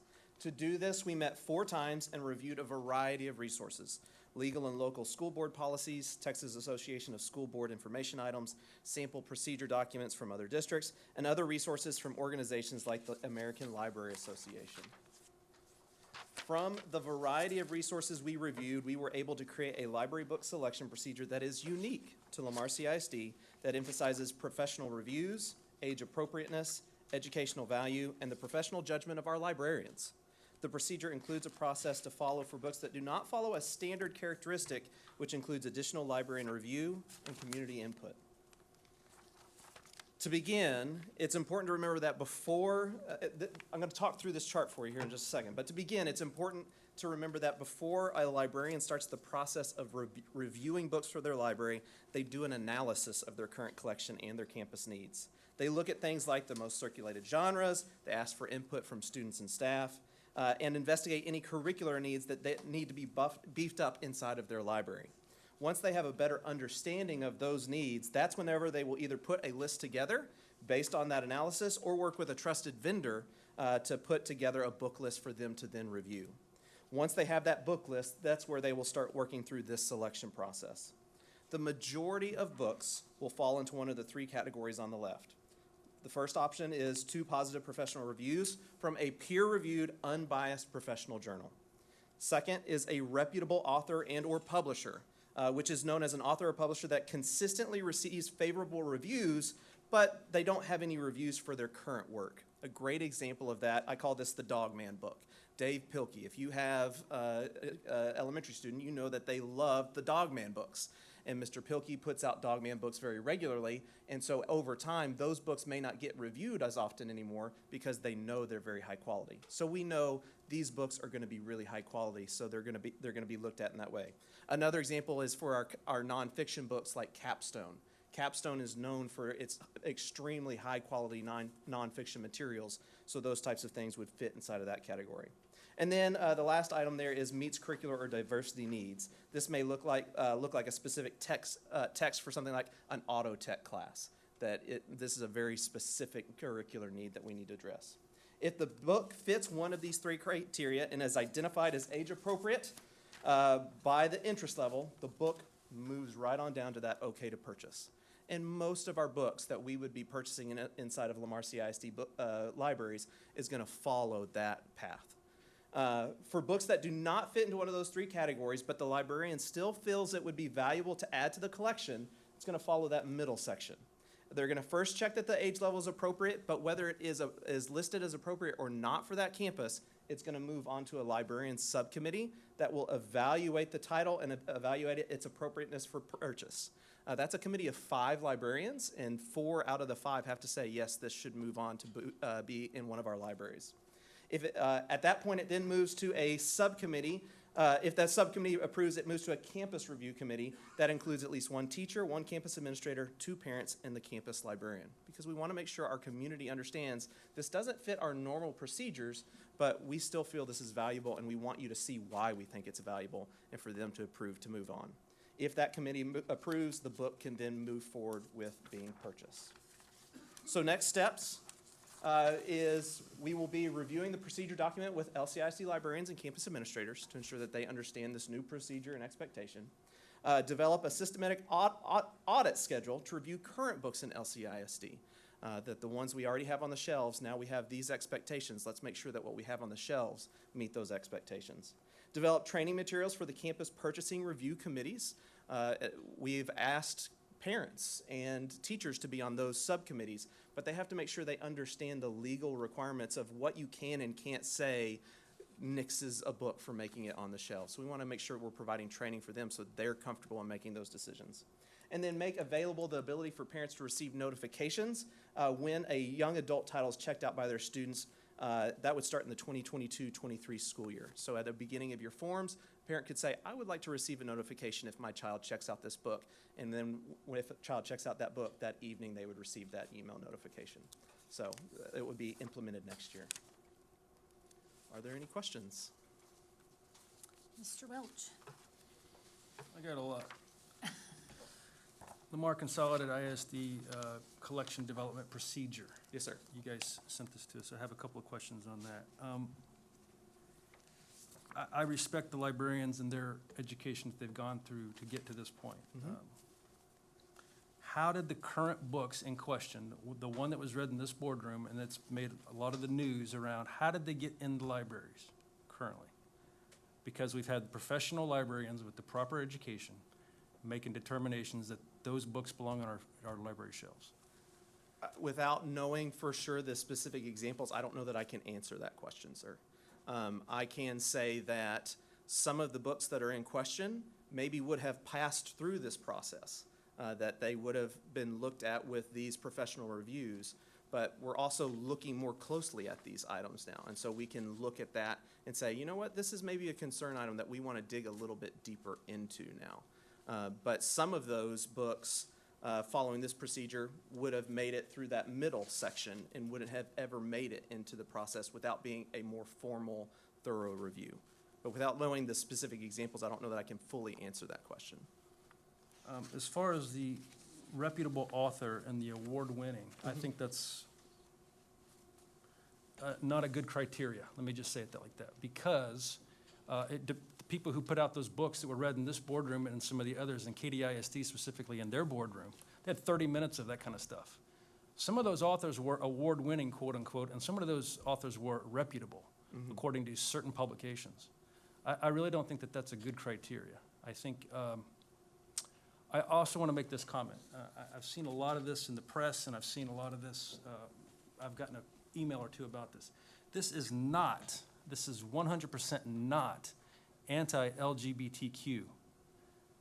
This is about vulgarity, whether it's heterosexual or homosexual. This is about hate speech. This is not censoring based upon LGBTQ stuff. So I want to get that out there, and I push back against that narrative that's been pushed around the U.S. and the media, because the media, especially the local media, the Houston Chronicle specifically, and Channel 2 has been very irresponsible in reporting this in a very slanted view. So this committee will prevent in theory, those kind of books and getting in our libraries. Is that correct? Yes, sir. Well, so I guess the way I want to address that question is this defines a very specific procedure that should be followed whenever looking at a book. So what this did not say was that, oh, this book has received this award, it's going to, and it's identified as interest level for this grade level, and it's going to move on. What's still happening in the background there is I still have an incredible librarian who's looking over that book and saying, you know what? After reviewing this a little bit more further, even though it meets these characteristics, I don't think it's right for our community. And so there's still that professional inside of there that while there is a path that says you can pass go, there's the expert there that's looking at it and evaluating that book. And that's what I want to reemphasize. When the hubbub of this whole thing dies down, and everything does, there's emotion that's hard to carry for a long time. I'm talking 2, 3, 4, 5 years from now. The process that you're describing right there, the professional review of the individual librarian, is how we got here in the first place. So this needs to be constantly in the forefront of, I mean, we need the parent involvement. We need the librarians not to have the personal bias saying this is, and let me say this is not about the First Amendment right to publish the material and sell it in the United States. This is about the right of a author to have their library, their books on the library shelves of Lamar CISD or not. It's a much different standard. I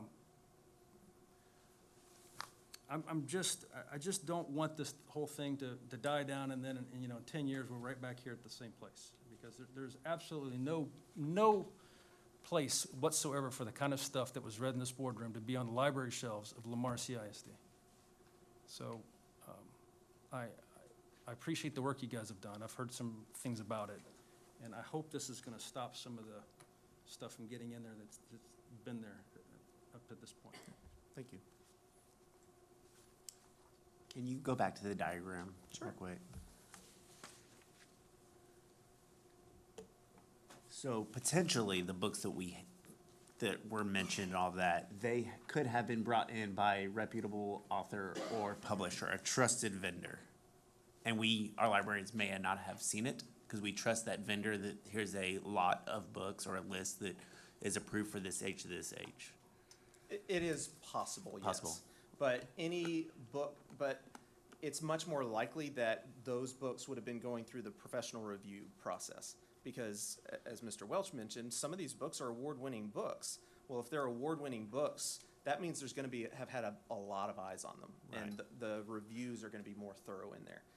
The idea of the reputable author and publisher is more in the line of there aren't reviews available for this book because it is from this reputable author that puts out so much content so quickly but is consistently always well reviewed and deemed appropriate in our libraries. That it's not, I don't want you to look at that as, that's a free pass to no reviews have to be looked at. There aren't reviews available for this book, but because of the history in LCISD of knowing these are good books, that these are right for our kids, that's where it gets to move on. I think on a previous slide, you said trusted vendor. Mm-hmm. So if we trust a vendor, we're going to assume that everything they put out is going to be on the up and up? No, sir. Okay. So that trusted vendor line is in creating that book list. And we're to trust that book list is good?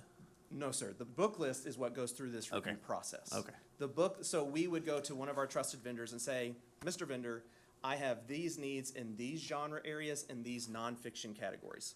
Can you help me out? Because they have professional catalogers that their job is to build collections and help out with that. So they're going to build a book list for our librarians to review. And once the librarian has that book list, that's whenever they're going to look at this procedure.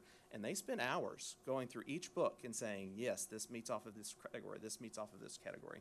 And they do a thorough look down of that. So that trusted vendor is give us a list to start with, because that in of itself is a monumental task. Right. I think I could just picture opening up a brand new library and having one librarian expected to read how many books? 10,000 books on average. Yeah. So, for that's elementary. physically not possible in the summer before a school opening. So, You're correct. So there is some of that, like, hey. And that's where the professional reviews will come in handy, or not in handy, that's part of why subscribe to professional reviews to get that information. So how many of these things we were already doing that we're just now putting it down on paper and saying this is our policy? Anecdotally, the idea of the walking through the main system is probably what most of our books would have gone through that would have qualified in that way anyways. The middle section is where, that's the newness. That's where, okay, this doesn't fit the standard categorization. We're gonna make sure walk it through these paces to be extra thorough. Right, right. Are you? Couple of questions or comments. If there's books on our shelves now that someone is concerned about, do you take them through this process again? If there is, so if, as our librarians are looking Right. through, if they see something that they feel doesn't meet this criterion, then that's whenever we would review that book. Yes, ma'am. If they looked at it and they said, yeah, we need to take a look at this and see if this is appropriate or not. Yes. Okay, and also, I had printed this out because I like to have things in my hand. I like the list of the needing at least 2 positive professional reviews, and not just from Amazon or Barnes and Noble. So Yes, ma'am. where you can get yourself in trouble is because they're trying to sell the books. These are trying to actually give us a good review Yes, ma'am. for us to go by. Is that correct? Yes, ma'am. Yes, ma'am. Okay. They're peer-reviewed, professional. That's what that organization does. And at some point, do we look at a book and say, this is not appropriate in this library, but maybe a 17 or 18-year-old, it needs to be in a high school library, or it needs to be in a different Absolutely. section? That's where age appropriateness comes into play. That Okay. a book, if you look at the Twilight series, Twilight series is not going to be appropriate at our younger grades, but it's going to be a book that our older grades are going to want to read, and they're going to have interest in it. And so, absolutely, there's going to be books that it's going to say at this age level, yeah, this is appropriate now, versus at these younger grades, it's not. Well, I know that we had kids in 2nd and 3rd grade reading all the Harry Potter books, and there's people that don't think some of those are appropriate, but Well, so, and that goes to the very back of that procedure document, where at the end of the day, we also want to make sure our families understand that your personal expectations of your child, make sure you're aware of what your expectations are and communicate that with your child, and be in the know of what they're checking out from the library. That we want to partner with our parents. We don't want a book coming home that mom or dad would not want their child reading, and so that's a communication with the parent and the child. so it takes a village to make sure takes our a village. children are reading. Yes, ma'am. Thank you. Well, first, I wanted to thank the members of the committee. Absolutely. And thank you, Dr. Jones. I know that the members of the committee that are here, that y'all gave a lot of time to this and met several times, and it's not an easy subject. And Dr. Jones for leading the effort, thank you. How many folks were on the committee? We ended up with 45 total. Okay. Did this plan reach full consensus? 100%. Okay. Every person voted that this was good to go. Now, I don't know that anybody necessarily was like, we should never adapt this over time, but it was 100% said, yes, this is a good procedure to move forward. And that was parents, administrators, librarians? Everyone. Okay. And one question that I had on the graphic novels particularly is it says that we should follow the publisher rating guidelines below. Does every graphic novel have a publisher rating? Not necessarily. And so but graphic novels do have sometimes these types of ratings. So we wanted to make sure that we delineated those pieces in there. But there may be times where in the professional reviews of a graphic novel, it'll be easier to delineate, it's right for this grade level. But we want to be inclusive and make sure we were including that concept. So if it doesn't have a rating, then it would just go through the ordinary process, the chart that you have up on the Yes, sir. screen? Okay. And then you mentioned emails to parents. Could you elaborate on that? Sure. So the goal will be at the start of next school year, there will be a beginning of year form. Parents fill out all of those wonderful beginning of year forms. I used to build them. It was fun. And we will be adding one next year that explains the idea of if your child checks out a young adult book, would you like to receive a notification of that. And then what that does is inside of our student information system, it puts a little flag that we can import into our library management system and run a daily report that says anybody with this flag that has checked out a book that's identified as this, send an email and let the guardian be aware. Thank you. Yes, sir. Yes, ma'am. Thank you. Thanks. Somebody's always got me. Thank you. So I just wanted to find out, get a timeline, and maybe it's all of these are for 2020, for the fall, right? No, ma'am. So I would be reviewing the procedure document with our librarians at our very next library meeting, which happens at the beginning of April. Okay.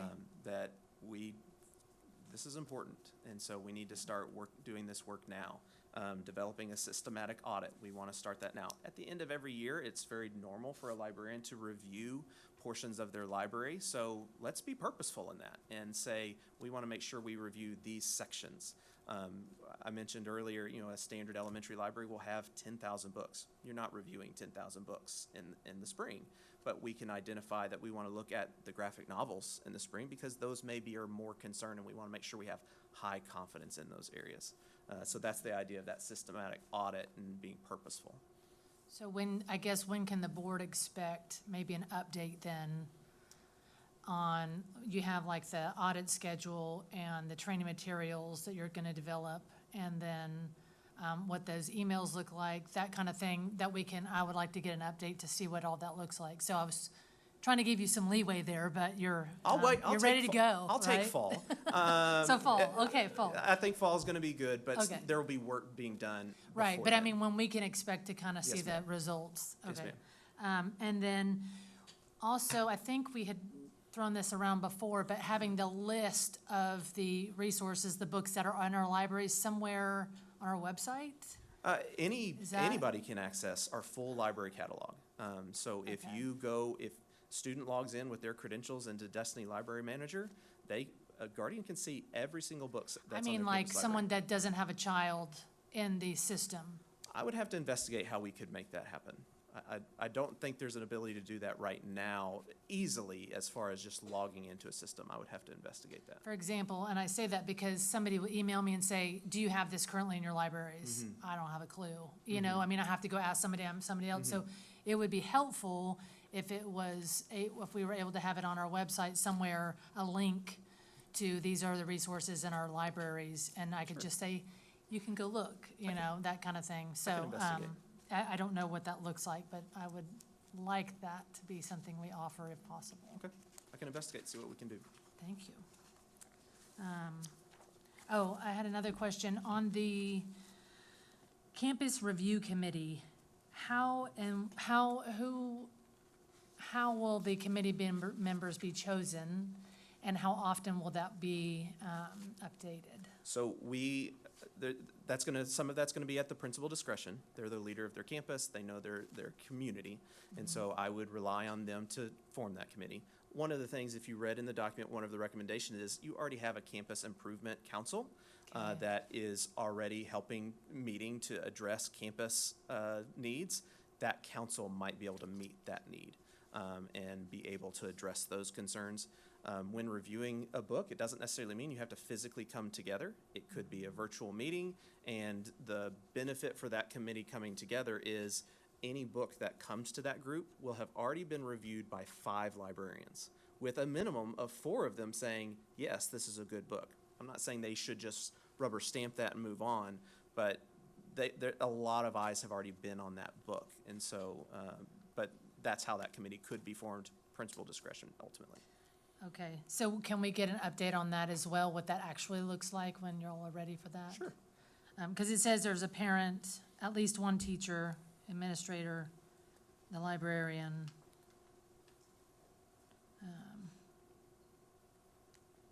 And a campus administrator. Yeah. So 5 people, and then Yes, the ma'am. 2/3 majority would Yeah. get that, yeah. Yes, ma'am. Okay. Okay, I think that's it for me. I just want to say again, thank you, and to all the librarians.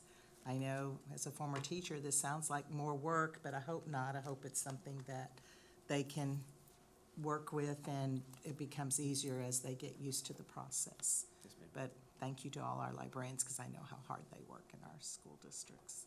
And what they're about to do. And about what they're about to do. Yeah, thank you, Mr. Jones. Thank you. Yeah.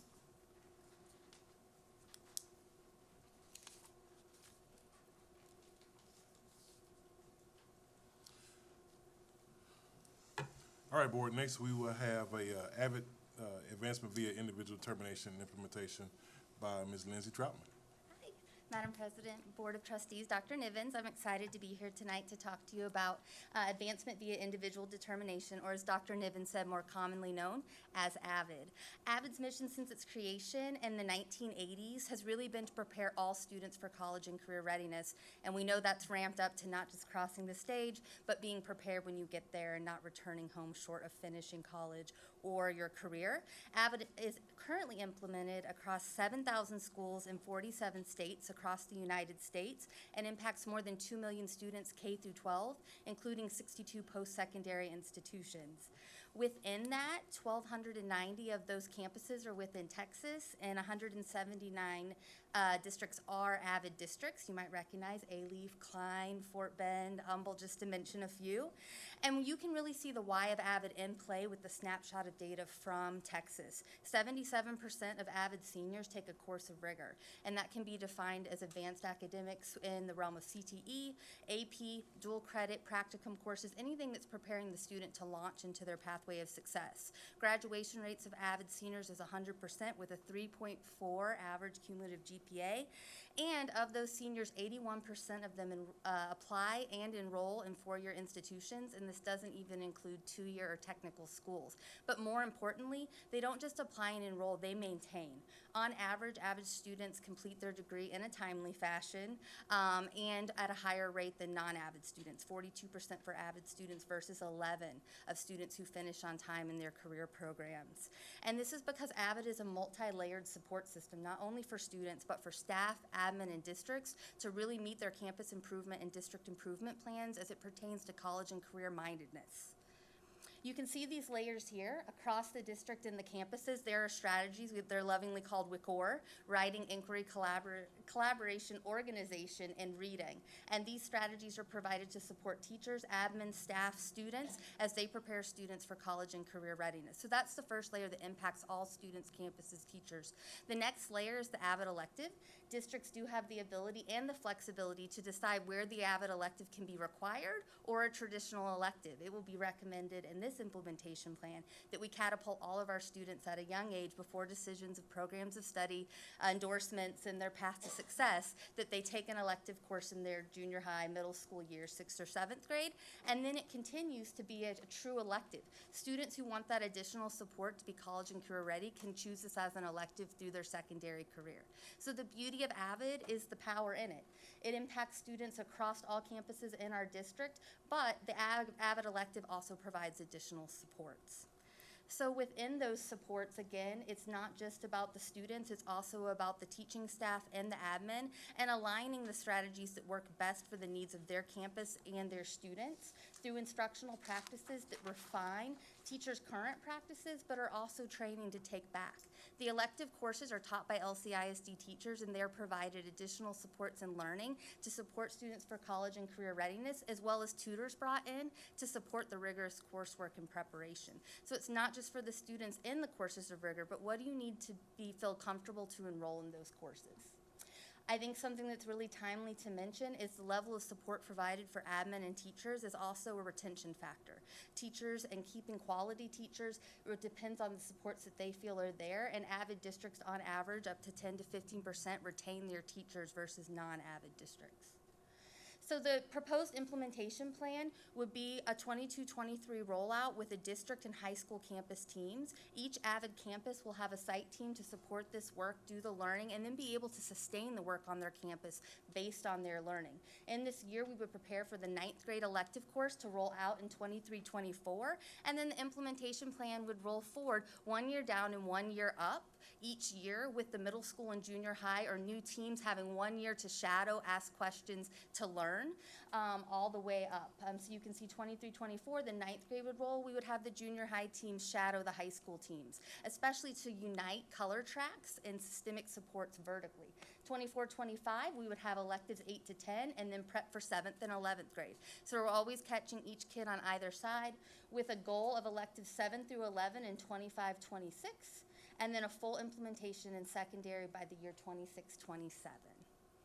I could share a lot more about Avid, but I want to hear your questions.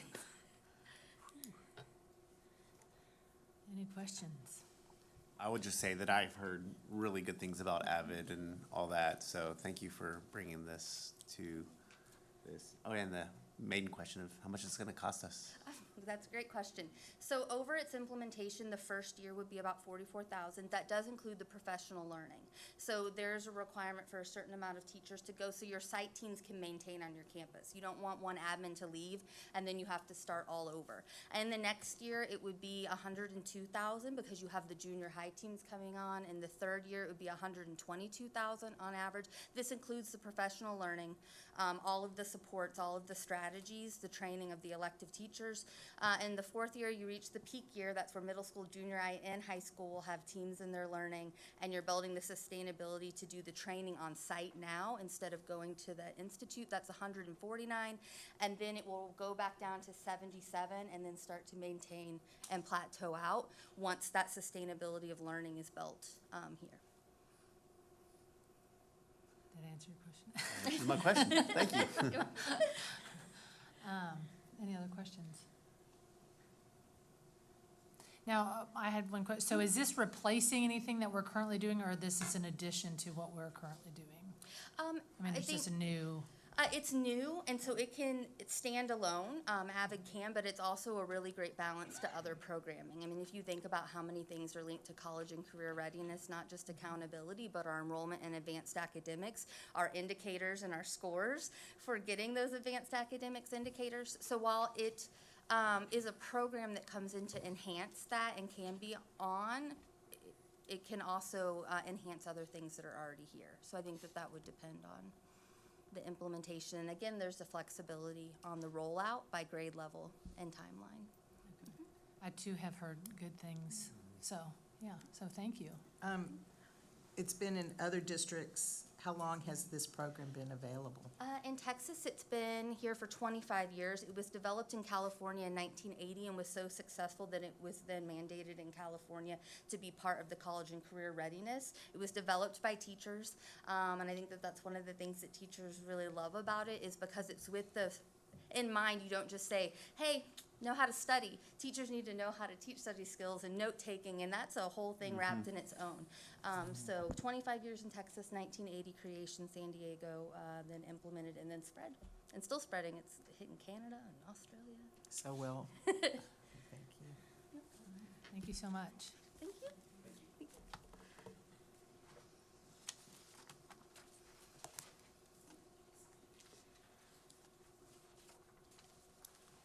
Okay, my turn.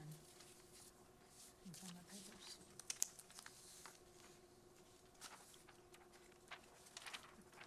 So much stuff. All right, do we have the presentation for mine, the next one? There we go. Should I go up there? I can do it from here, yeah? Okay. This is the discussion of board self-assessment, March 2022. Effective school boards take the time to regularly evaluate their performance. They want to understand the areas where they are effectively governing and the areas in which they still need to improve. Our evaluations are important because they hold us accountable and give us an opportunity to have honest discussions about what is working and where improvements need to be made. Ultimately, our evaluations should lead us to making better decisions because they help us to focus on our underlying philosophies and goals. We recently conducted a board self-assessment using TASB's exceptional governance tool, and we'll share our results this evening. 6 of the 7 trustees took the self-assessment, and here are our results. So standard 1 is governance and roles, also AKA unity. As a board, we are expected to provide responsible school district governance. In this category, we scored an 89% for always and/or most of the time. Standard 2, vision. As a board, we are expected to set and communicate high expectations for student learning with clear goals and plans for meeting those expectations. In this category, we scored 95% for always and/or most of the time. Standard 3, structure. As a board, we are expected to create district-wide conditions for student and staff success. In this category, we scored 89% for always and/or most of the time. Standard 4, accountability. As a board, we are expected to hold the school district accountable for meeting student learning expectations. In this category, we scored 86% for always and/or most of the time. Standard 5, which is advocacy. As a board, we are expected to engage local community and represent the values and expectations they hold for their schools. In this category, we scored 86% for always and/or most of the time.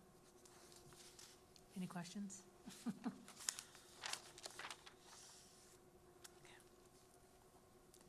Okay, so now we will review the future action items. Dr. Nivens?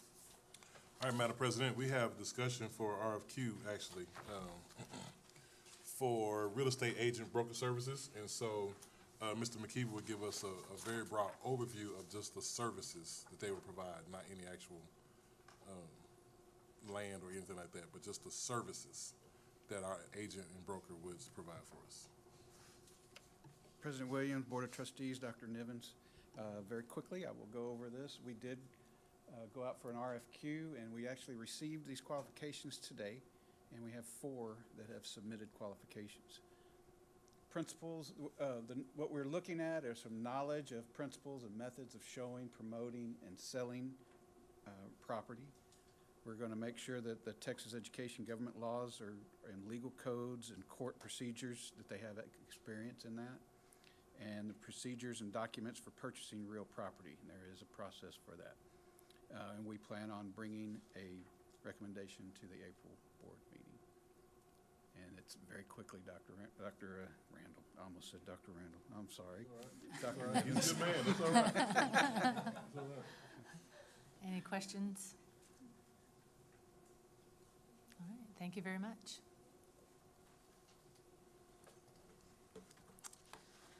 Okay, are there any other items on the future consent agenda that trustees would like to pull for discussion for the April board meeting?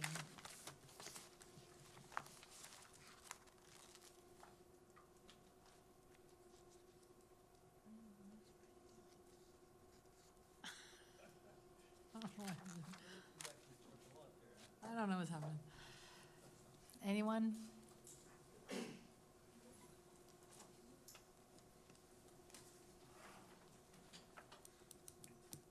Okay, hearing none.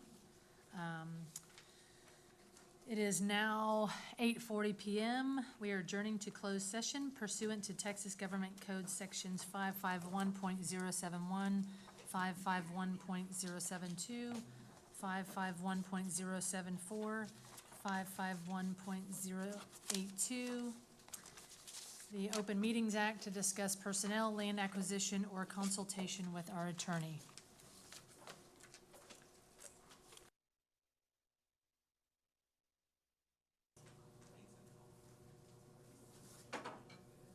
We are now back in open session. It is 10:04 p.m. We have a quorum with all members present. Are there any motions to be made? I have one. I move that the Board of Trustees approve personnel as presented. Do I have a second? Mr. Lambert seconds. Any discussion? All in favor, raise your hand, say aye. Aye. Aye. None opposed, motion carries. Any other motions?